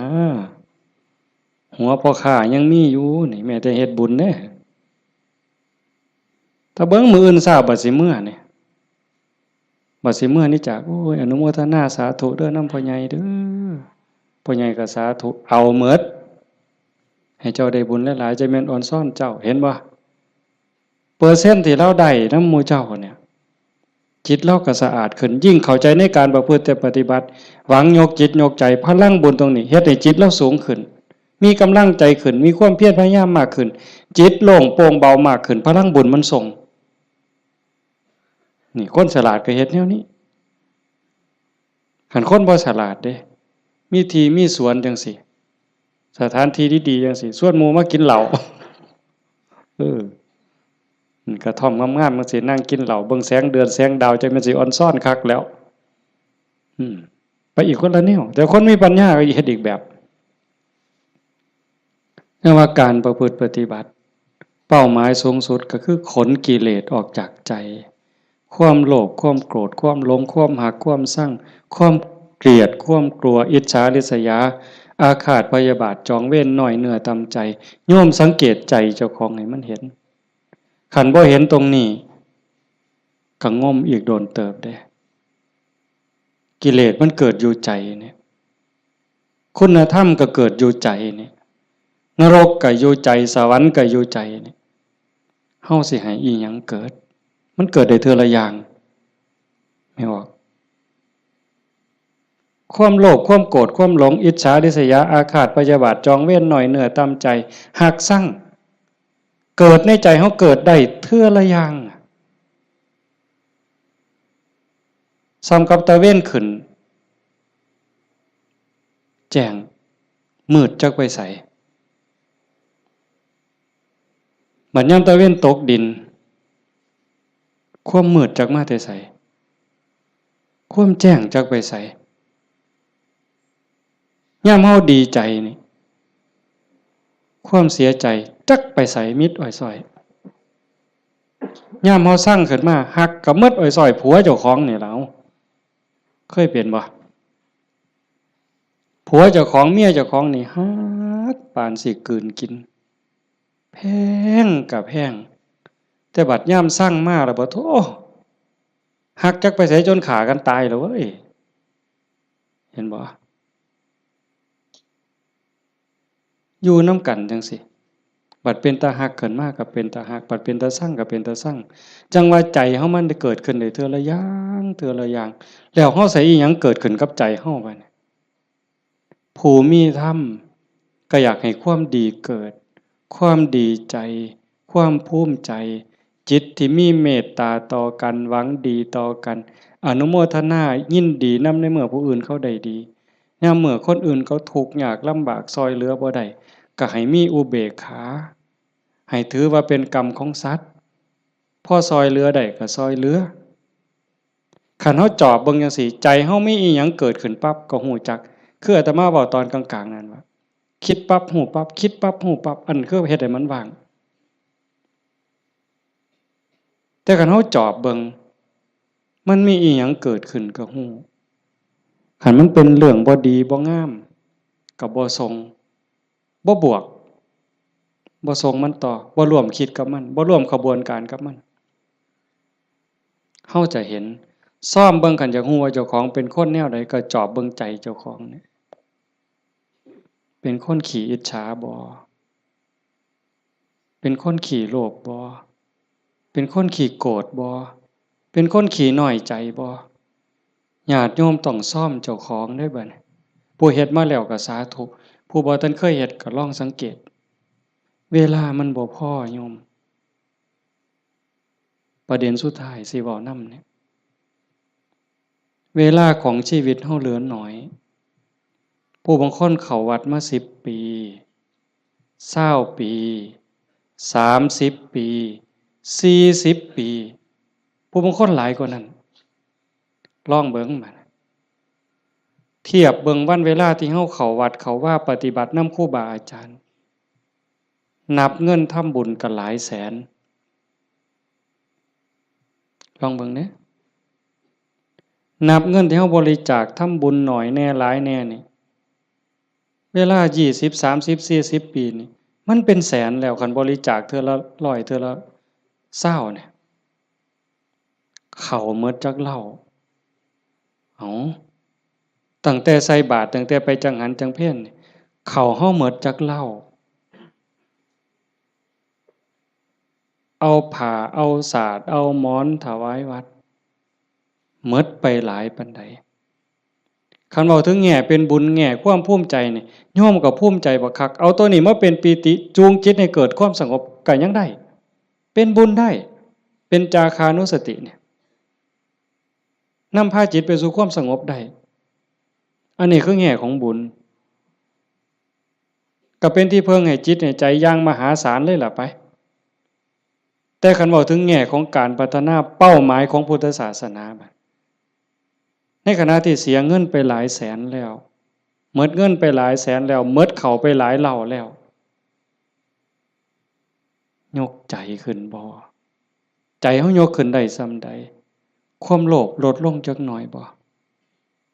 ความโกรธลดลงจักหน่อยบ่ความแข็งดีแข็งเด่นลดลงจักหน่อยบ่หือไปวัดแห่งแต่ไปผิดกันอยู่วัดขาดทุนได้นี่ครูบาอาจารย์มีสื่อมีเสียงลางเทื่อก็สิไปญาติกันเป็นที่หนึ่งมันมีอยู่เรื่อยเห็นอยู่หลายหม่องโดยเฉพาะโยมฝ่ายอุบาสิกาเฮ็ดหยังก็อยากถวายหลวงพ่ออยากให้หลวงพ่อฉันของเจ้าของใส่ของเจ้าของผู้นี้เฮ็ดอยู่แล้วมีผู้ใหม่มามีการแข่งกันขาดทุนนี่ตัวนี้คือขาดทุนลอดพื้นบ่แม่นขาดทุนธรรมดากิเลสมันบ่ได้ยอมเฮาเด้ไม่ออกสังเกตเด้อย่าเชื่ออาตมานำแม้แต่พระเถาะเพราะฉะนั้นหลวงปู่ชาบ่ได้ถีบพระดอกเนาะได้ไปนวดหลวงปู่แล้วว่าเจ้าของคักหลวงปู่เพิ่นฮู้จักความคือเลยถีบเลยหงายหลังตึงยังจังได้คิดเห็นบ่นี่คือครูบาอาจารย์เพิ่นสอนให้เห็นจิตตัวนี้โยมคันบ่เห็นจิตตัวนี้นี่งมซ่าไปอีกโดนเติบเยจิตตังสัญญเมสันติโมขันติมานะพันธนาถ้าบุคคลใดจะพึงตามดูจิตบุคคลผู้นั้นจะพ้นจากบ่วงแห่งมารคันเห็นใจตัวนี้นี่เขาต้องการความสะอาดแม่นบ่ต้องการความสะอาดต้องการความบริสุทธิ์แห่งจิตแห่งใจเนี่ยมันจะเห็นคันบ่จังซั่นเข้าข้างเจ้าของเสยเด้มันมาที่หลังมันสิมาใหญ่กว่าเฮาได้จังใดมันสิมาเป็นที่หนึ่งได้จังใดผิดกันวัดแตกเว้ยมีเด้แนวนี้ก็ได้ขาดทุนเสียเงินเสียทองหาคืนใหม่ได้เด้หาเงินแสนเฮาก็ยังมีโอกาสสิหาพ่อโยมหาเงินล้านยังมีโอกาสสิหาพ่อเสียหยังก็เสียได้แต่ว่าคันเสียเวลาเนี่ยเสียเลยเด้เสียเลยมีเงิน100 ล้านซื้อนาทีที่ผ่านไปกลับมาบ่ได้ซื้อนาฬิกาเลื่อนละแสนเลื่อนละล้านน่ะซื้อได้แต่ซื้อเวลาวินาทีเดียวก็ซื้อบ่ได้เฮาหายใจเข้าหายใจออกตอนนี้หมดแล้วก็หมดเลยบ่กลับคืนมาอายุเฮาก็หมดไปความตายก็ใกล้เข้ามาเวลาแห่งการเก็บเกี่ยวสัพพะธรรมเก็บกรรมบุญกุศลซักฟอกจิตใจให้สะอาดบริสุทธิ์มันหมดไปเรื่อย จังสันจังว่าเขาวัดเขาว่าประพฤติปฏิบัติขันบ่เข้าใจถึงสาระแก่นสารคำสอนของศาสนาเนี่ยบุญนั่นได้อยู่หรอกแต่มันบ่ทันปลอดภัยจังว่าพระพุทธเจ้าบ่ให้มาติดอยู่ที่บุญแต่เพิ่นให้เฮ็ดบุญให้สร้างบุญให้สร้างหลายๆแต่ว่าให้กายไปอีกสู่ความสะอาดบริสุทธิ์แห่งใจถ้ามันไปบ่ทันฮอดนั่นบ่ปลอดภัยเทวดาก็ตกสวรรค์ได้เห็นบ่จังซั่นจังว่าในเมื่อเฮามาสู่ขบวนการปานนี้โยมพอออกผู้เป็นเจ้าภาพก็ตั้งใจปานนี้เฮ็ดดีมาปานนี้ก้าวขึ้นไปอีกให้ก้าวขึ้นไปนี้ก่อนวันเวลาของชีวิตมันสิหมดให้พยายามเฮ็ดใจให้เป็นกลางๆหูได้ยินจมูกได้กลิ่นลิ้นได้รสกายได้สัมผัสก็เฮ็ดใจให้เป็นกลางๆสิปฏิบัติกับสิ่งที่มากระทบจากตาเห็นจากหูได้ยินจากจมูกได้กลิ่นลิ้นได้รสกายสัมผัสก็เฮ็ดด้วยสติ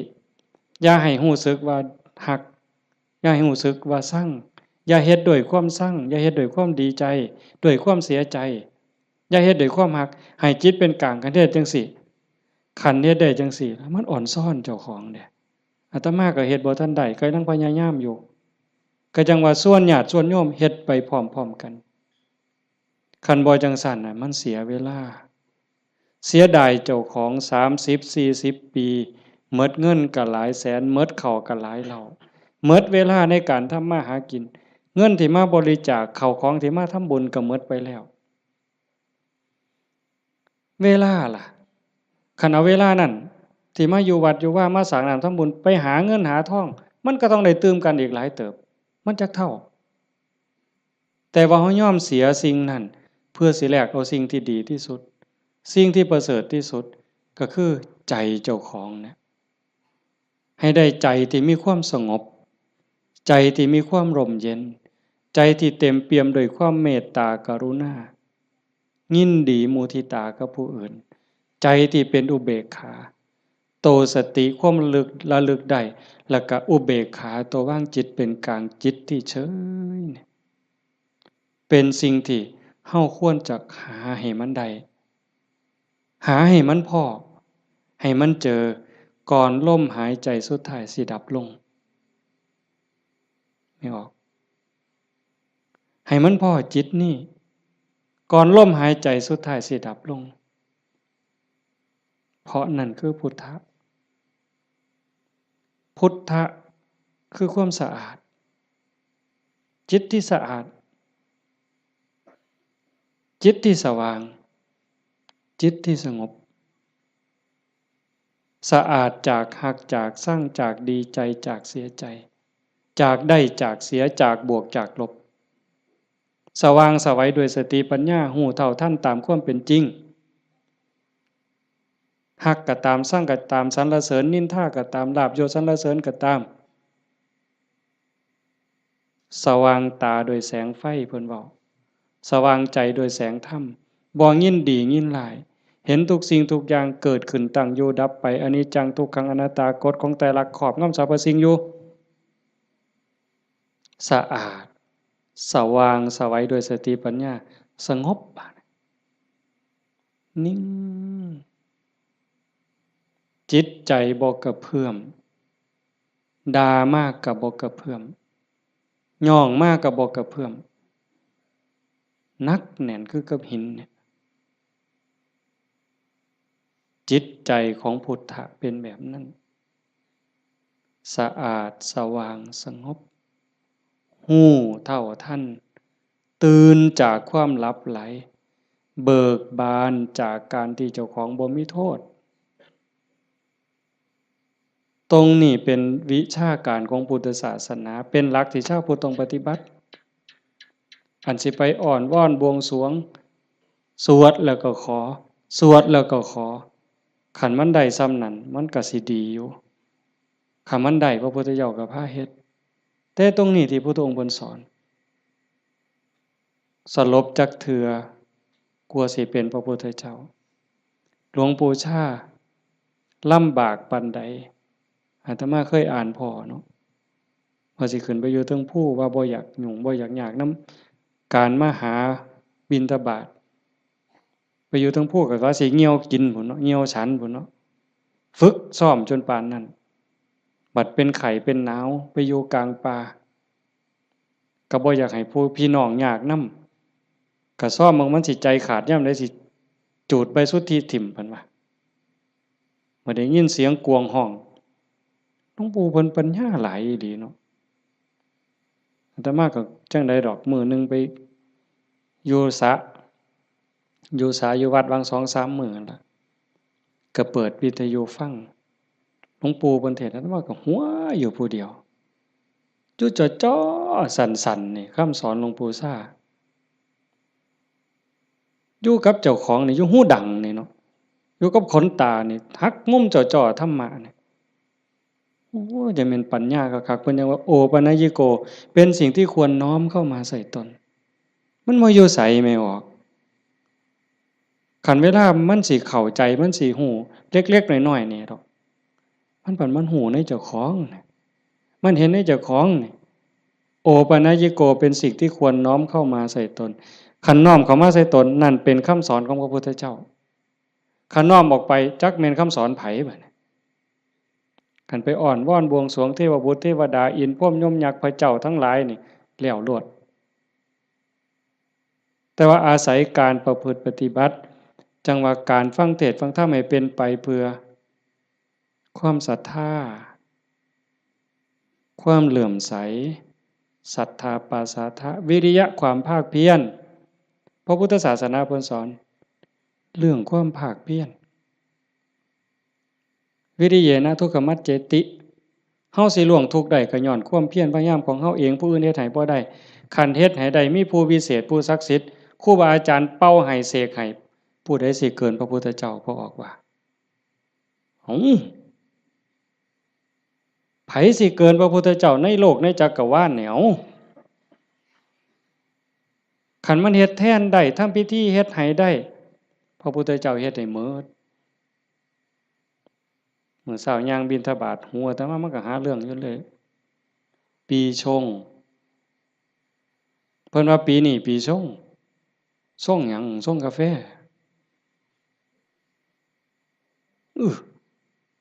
มันยากหยังกับปีกับเดือนนั่นเด้อ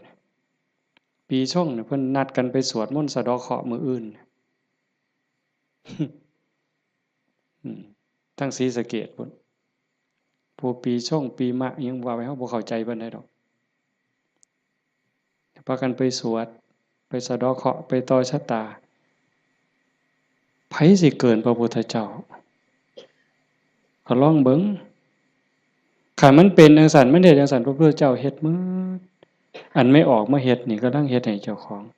สะเดาะเคราะห์ก็แม่นต่อชะตาก็แม่นเสริมดวงก็แม่นโดยการตั้งสติให้มันฮู้จักอีหยังผิดอีหยังถูกอีหยังควรบ่ควรตรงนี้ตรงมันแม่นพุทธะต้องเฮ็ดแบบนี้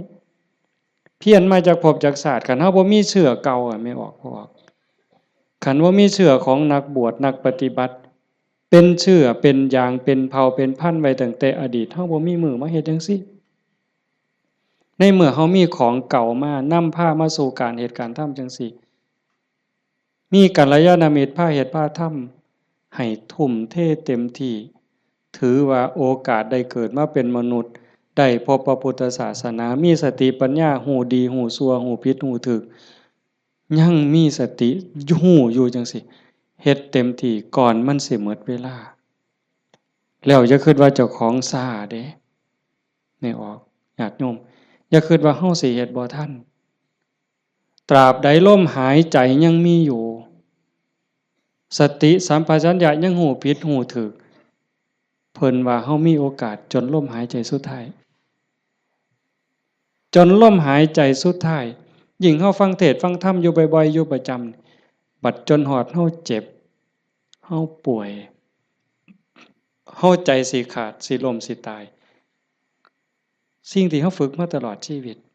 ทบทวนมาตลอดชีวิตฮอดเวลานั้นมันจะว่างแม่นบ่แม่นก็แล้วแต่สิว่างว่ามันเอาบ่ได้แล้วร่างกายบ่แม่นของเฮาสังขารบ่แม่นของเฮาสรรพสิ่งในโลกบ่แม่นของเฮาดินดอนตอนหญ้าบ่แม่นของเฮาแม้แต่สังขารร่างกายก็สิถิ้มอยู่ไว้ๆนี่ว่างเด้ปล่อยเด้ ตัวอย่างที่อาตมาได้พบมาญาติธรรมวันที่9 พฤศจิกาอาตมาว่าจะพาไปสวดมนต์ที่พระใหญ่อำเภอเขืองในเพิ่นนิมนต์ไปเทศน์ก็เลยประกาศชวนญาติชวนโยมไปญาติธรรมกลุ่มหนึ่งผู้เฒ่าหน่อยที่สุดก็60แต่ส่วนใหญ่70ขึ้นไปเกิดอุบัติเหตุโยมอาจจะได้ยินข่าวอยู่ว่าจักรถสิเลี้ยวเข้าพระใหญ่เขิมเพื่อเขืองในเลี้ยวเข้าไป2 ขั้นหน้าไปติดหลุมสิลงจากทางลาดยางมันมีหลุมก็คอยหยอดขั้นหน้าคอยหยอดขั้นหลังก็จอดนิ่งๆรถวัดป่าใหญ่เมืองอุบลแล่นมาต่ำเขาเต็มลำหลังหัวเก่งนั่นคนอยู่ทั้งหลังนี่7อยู่ทั้งหน้า2คนทั้งหน้า2บ่เป็นหยังแต่อยู่ทั้งหลัง7คนนี่ฟ้งลงรถตาย3บาดเจ็บหนัก4เป็นจังได๋พวกผู้เฒ่าทั้งหมดนี่ว่าชีวิตเฮาอันนี้เพิ่นเว้าก่อนเป็นได้เว้ามาเรื่อยๆดอกบ่แม่นเว้ามื้อนั้นเว้าเรื่อยๆเว้าตลอดถ้าเฮาได้เข้าวัดเข้าว่าได้ปฏิบัติเป็นนักรบตายในสนามรบตายยามใดก็บ่ย้านยิ่งไปเฮ็ดบุญตายแฮ่งแต่ดีว่าจังซี่เลยเด้ตายก็ตายไปแต่ว่าซุ่มยังนี่กระดูกโครงหักแขนหักกระดูกสันหลังเคลื่อนกระดูกต้นข้อเคลื่อนขาหลุดโบกแม่นหมด2 คนหนึ่งนี่หมอเขาว่าเป็นอัมพาตตลอดชีวิตซอยเหลือเจ้าของบ่ได้อาตมาก็ออกมาบ่ได้เทศน์นำซั่นดอกได้ยินข่าวอาตมาไปนั่งลงปุ๊บก็เสียงหวอรถดังเลยพอได้ยินข่าวว่าเป็นญาติที่ทำก็แต่ตามเขามาโรงพยาบาลเขืองในพอแต่ไปฮอดแม่ใหญ่นึงเขาก็ไปเขามาอุบลก็หลายแล้วแต่แม่ใหญ่นึงนอนอยู่ก็เจ็บแขนหักหน้านี่ลอกหมดเลือดแดงพอแต่เห็นโอ้ยอาจารย์แขวหักเพิ่นว่าแขวเสียไปซ้ำเพิ่นว่าโอ้ยสร้างมันเถาใหญ่บ่ได้ซื้อเพราะบาทดอกแขวนั่นว่าเราก็ยังดีใจอยู่เด้หลานน้อยไปนำหลานอาตมาไปนำ2 คนจับมือยายแหน่มันหนาวมันสิไปทั้งเพิ่นแล้วนะมันหนาวจับมือยายแหน่ให้ยายอุ่นแหน่ให้ยายอุ่นแหน่เด็กน้อยก็จับผู้คนก็บ่ฮู้เรื่องสลบไปบัดพ่อใหญ่นึงบัดนี้กระดูกหักเขาก็คิดว่าแอวหักอาตมาก็คิดยากหมอเขาก็มาจับนี่เขาก็เพื่อทดสอบว่าเป็นหยังบัดสุดท้ายเขาก็ว่าแอวหักกระดูกหักอาตมาก็โอ้ยตารู้ตนผู้เฒ่าเราก็ถามหาเมียเนาะครูนั่นโยมบ้านฟังเพอาจจะเห็นพ่อใหญ่ผู้ดำๆมันเพิ่นสิเป็นครูอาตมาเอิ้นแต่เทวดาตาบ่เห็นหุงดอกผู้เฒ่าขี่รถมาเกือบ20กิโลรถซาเล้งเพิ่นมื้อนั้นเพิ่นก็ถามหาเมียเพิ่นอาตมาก็บ่ได้ปากดอกแต่หมอไปนำนั่นเพิ่นเว้าก่อนยายเพิ่นก็ถามหาตาอยู่จริงๆเขาไปอุบลตายก่อนหมู่ยายนั่นหม่องหมอนเป็นตาเงิดหลายบัดนี้อาตมาเยี่ยมอยู่โรงพยาบาลสรรพสิทธิ์ไปเยี่ยมเฒ่าผู้ชายหั้นก่อนโอ้ยอาจารย์บ่แม่นของเฮาจักอย่างเพิ่นว่าเด้บ่แม่นของเฮาจักอย่างบอกบ่ให้เจ็บมันก็เจ็บมันอยากเป็นหยังมันก็เป็นบ่แม่นของเฮาจังแม่นน้อเพิ่นว่าหลงว่าของเจ้าของมาตั้งโดนอันนี้ก็ตัวนึงหลังจากนั้นมาเยี่ยมแม่ใหญ่ผู้กระดูกข้อเคลื่อนกระดูกสันหลังเคลื่อนอันนี้หมอก็ว่าเป็นอัมพาตตลอดชีวิตบัดนี้ถ้ามาฮอดแล้วเว้าแม่ใหญ่นี่แล้วเว้าอีหลีน่ะเว้าแผ่วๆๆๆเสียงดังเว้าแต่กรรมฐานแล้วเว้าหยังดอกโอ้ยบ่ย้านจักหน่อยอาจารย์เพิ่นว่าลูกศิษย์อาจารย์ใหญ่วัดโน่นกุลมบ่ย้านเพิ่นว่านั่งสมาธิ6 ชั่วโมง9 ชั่วโมงสำบายตายก็ดีมันสิได้เซาเจ็บเซามีแรงเพิ่นว่าแต่ว่าเราหลับไปยามใดวึบไปยามใดเราว่าขาวอักลากนี่หม้องเราอุ่นคือมันสิใจขาดหลับไปยามใดปึ๊บสิเห็นคนใส่ชุดขาวเต็มอยู่ตลอดนี่คือนิมิตดีเด้คันตายในขณะนี้นี่สวรรค์เขาเอาเราไปแท้แต่ว่าเราปฏิบัติตลอดที่จริงเขาให้เราอยู่ห้องผู้เดียวเป็นห้องอันตราย แล้วผมว่าโอ้ยดีแห้งอาจารย์เขาให้อยู่ผู้เดียวบ่มีผู้ใดมากวนปฏิบัติภาวนาเมิดขึ้นเพิ่นว่าอันบ่ฮู้ทีบเด้อนั่นเจ้าของนั่นอันตรายที่สุดเพิ่นว่าเพิ่นสำบายมีผู้ใดมากวนเพิ่นนั่นบัดเอาไปเอามาภาวนาตลอดอยู่โรงพยาบาลตลอดย่างได้ซุมื้อหมอว่าสิเป็นอัมพาตตลอดถึง2เท่านี่ตลอดชีวิตเลยช่วยเหลือตัวเองบ่ได้แท้เดี๋ยวนี้ย่างได้ถึง2คนเห็นบ่หม่องอัศจรรย์หลายพ่อใหญ่เข็มนี่แม่ใหญ่ต้องค้ำเมียตายพ่อใหญ่ต้องเข็มพ่อใหญ่เข็มนี่คือทรมานตอนนี้ก็ย่างแล้วอ่า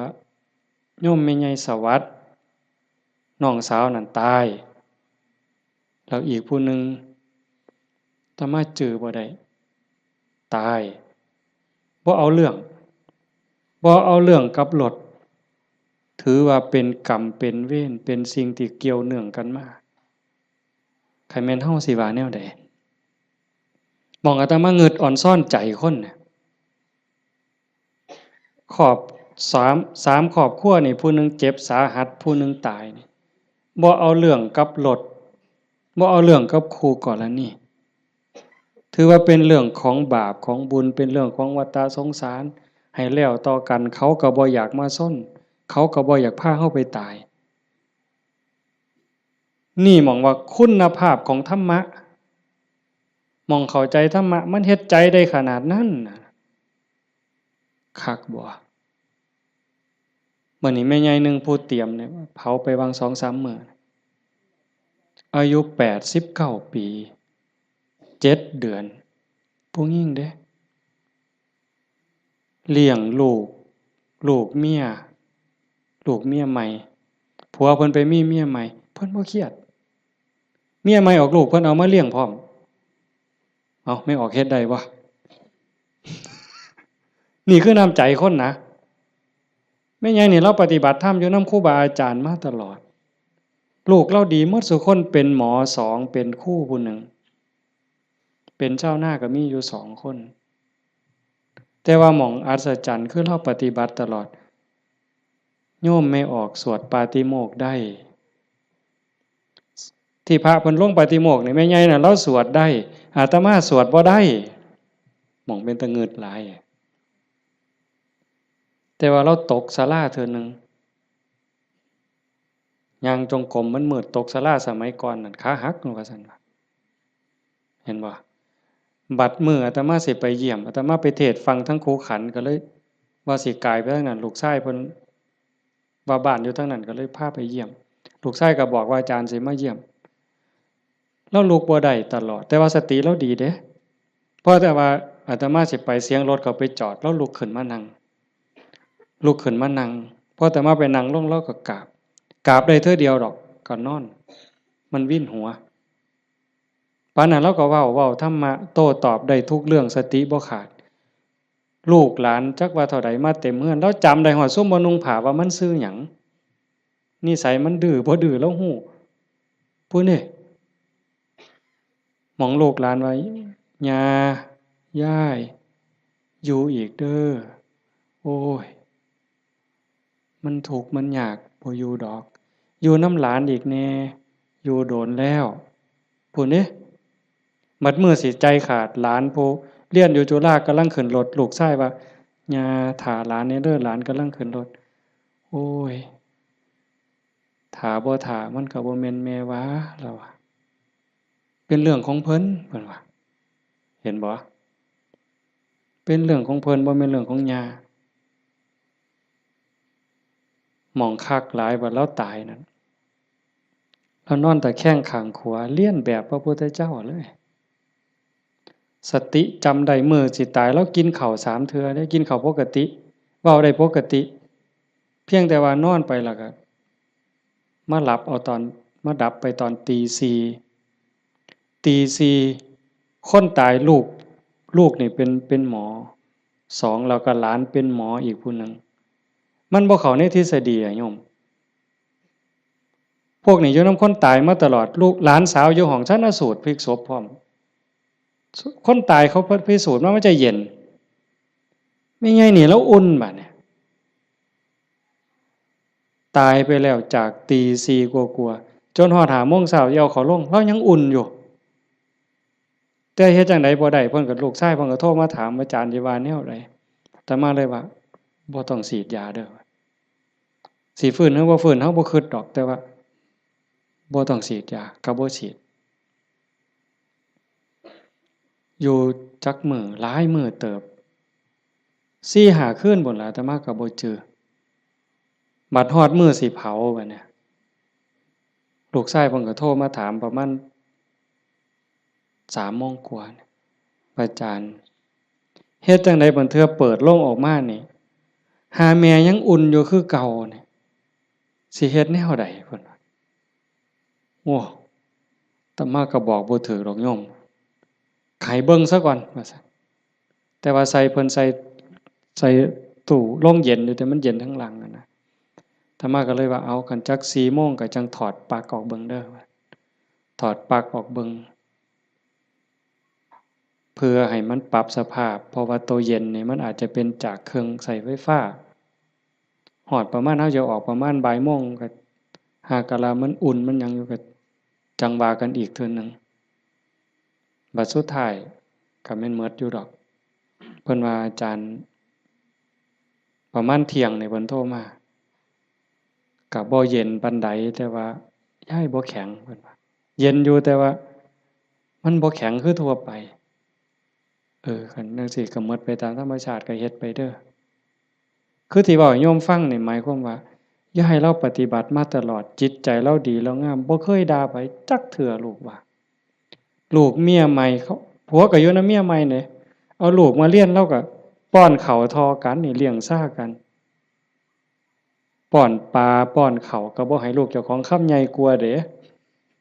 คำทอกันอืมอาบน้ำให้ก็คือกันสอนก็คือกันฮักเท่ากันใจคนนั่นมันจังว่าคันมันได้ฝึกได้ฝนมันมีธรรมมันก็สุดยอดอยู่นี่โยมพ่อใหญ่พาเฮาประพฤติปฏิบัติเฮ็ดงานจังซี่เฮามาประพฤติปฏิบัติสูงสุดก็เพื่อยกจิตยกใจเด้อสรุปตรงนี้เด้อบุญนั่นเป็นของตายจังได๋เฮาก็ได้เต็มที่อยู่แล้วแต่สิ่งสำคัญน่ะให้ยกจิตยกใจเจ้าของให้มันสูงขึ้นจากอำนาจของความโลภความโกรธความหลงความอิจฉาริษยาอาฆาตพยาบาทจองเวรน้อยเนื้อต่ำใจเฮาสิเอาชนะมันได้เฮาสิสูงขึ้นกว่าอำนาจของกิเลสได้ย้อนโยมสังเกตใจเจ้าของย่ามตาเห็นหูได้ยินจมูกได้กลิ่นลิ้นได้รสท่านเฝ้าไปเสือมันอย่าไปหักไปสร้างน้ำมันนิ่งแล้วสังเกตความรู้สึกสังเกตความคิดสังเกตความรู้สึกคันมันเอียงไปทั้งโลภหลายก็บอกว่าเจ้าของนั้นขี้โลภหลายอยู่ค่อยถอนออกหัดบริจาคหัดแบ่งหัดปันคันมันโกรธหลายเห็นอันใดผิดหูผิดตาแล้วงุดหงิดหนหวยขึ้นเป็นตาสร้างขึ้นมาหูจักมันปรับแล้วก็หูจักเมตตาเขาก็คือเฮานั่นล่ะเขาบ่ทันหูเขาจึงเป็นจังซั่นหูจักให้อภัยฝึกไปฝึกไปคอยยกระดับดวงจิตขึ้นมาให้เข้าใจว่าพระพุทธเจ้าบ่ได้สอนให้เฮาทุกข์พระพุทธศาสนาสอนให้เฮาพ้นทุกข์โกรธก็คือทุกข์โลภก็คือทุกข์หลงก็คือทุกข์เป็นเหตุให้ทุกข์เฮาก็ต้องดับเหตุมันเฮ็ดให้จิตใจเป็นกลางๆฮักผู้อื่นคือฮักเจ้าของหวังดีต่อผู้อื่นคือหวังดีต่อเจ้าของนั่นจิตใจเฮาจะดีขึ้นงามขึ้นมื้อนี้สมควรแก่กาลเวลาใส่เวลามาหลายเติบชั่วโมงหนึ่งกับ40กว่านาทีเนาะสมควรแก่กาลเวลาท้ายที่สุดก็ขออนุโมทนาสาธุกับญาติโยมผู้เป็นเจ้าภาพผู้เป็นเจ้าของสถานที่และก็ญาติธรรมที่มาจากที่ไกลที่ไกลมาร่วมประพฤติปฏิบัติบำเพ็ญบุญบำเพ็ญกุศลยกระดับดวงจิตดวงใจของเจ้าของให้สูงขึ้นงามขึ้นท้ายที่สุดก็ขอรัตนะอ้างอิงเอาอำนาจแห่งคุณพระศรีรัตนตรัยคุณของพระพุทธเจ้าพระธรรมพระสงฆ์และอำนาจแห่งบุญกุศลคุณงามความดีที่มีทั้งหมดทั้งมวลในสากลและจักรวาลจงหลอมร่วมเป็นตบะเป็นเดชะเป็นพลวะปัจจัยอำนวยหนุนส่งให้ญาติโยมสุขสุคนจงเป็นผู้แกล้วกล้าอาจหาญร่าเริงในการสร้างบุญสร้างกุศลสร้างคุณงามความดีให้ยิ่งขึ้นไปให้เป็นผู้เจริญงอกงามในจตุรพิธพรชัยคืออายุวันนะสุขภาละปฏิภาณธรรมสารสมบัติ ให้เป็นผู้มีสัมมาทิฏฐิมีโอกาสประพฤติธรรมปฏิบัติธรรมให้ได้เข้าถึงธรรมที่บ่ทันได้เข้าถึงได้ฮู้แจ้งธรรมที่บ่ทันได้ฮู้แจ้งจนสามารถนำตนให้พ้นทุกข์ปรารถนาสิ่งหนึ่งประการใดหากเป็นไปโดยชอบประกอบโดยธรรมก็ขอให้ความหวังความปรารถนานั้นจงสำเร็จทุกๆประการมีความสุขกายสุขใจโดยทั่วกันทุกท่านทุกคนเทอญสาธุยะถาวาริวหาปุราปาริปุเรนติสาครังเอวเมวะอิโตทินังเปตานังอุปกัปปติอิชิตังปฏิตังตุมหังคิปะเมวะสมิจฉตุสัพเพปุเรนตุสังกปาจันโทปนรโสยะถามณิโชติรโสยะถาสัพพิติโยวิวัชชันตุสัพพโรโควินัสสตุมาเตภวัตวันตรายโยสุขีทีขายุโกภวะอภิวาทนาสีลิสานิจจังวุธาปจายโนจัตตารโอธรรมาวัฏันติอายุวันโนสุขังพลังภวตุสัพพมังคลังรักขันตุสัพพเทวตาสัพพพุทธานุภาเวนะสัพพธัมมานุภาเวนะสัพพสังฆานุภาเวนะสทธาโสธีพระวันตุเต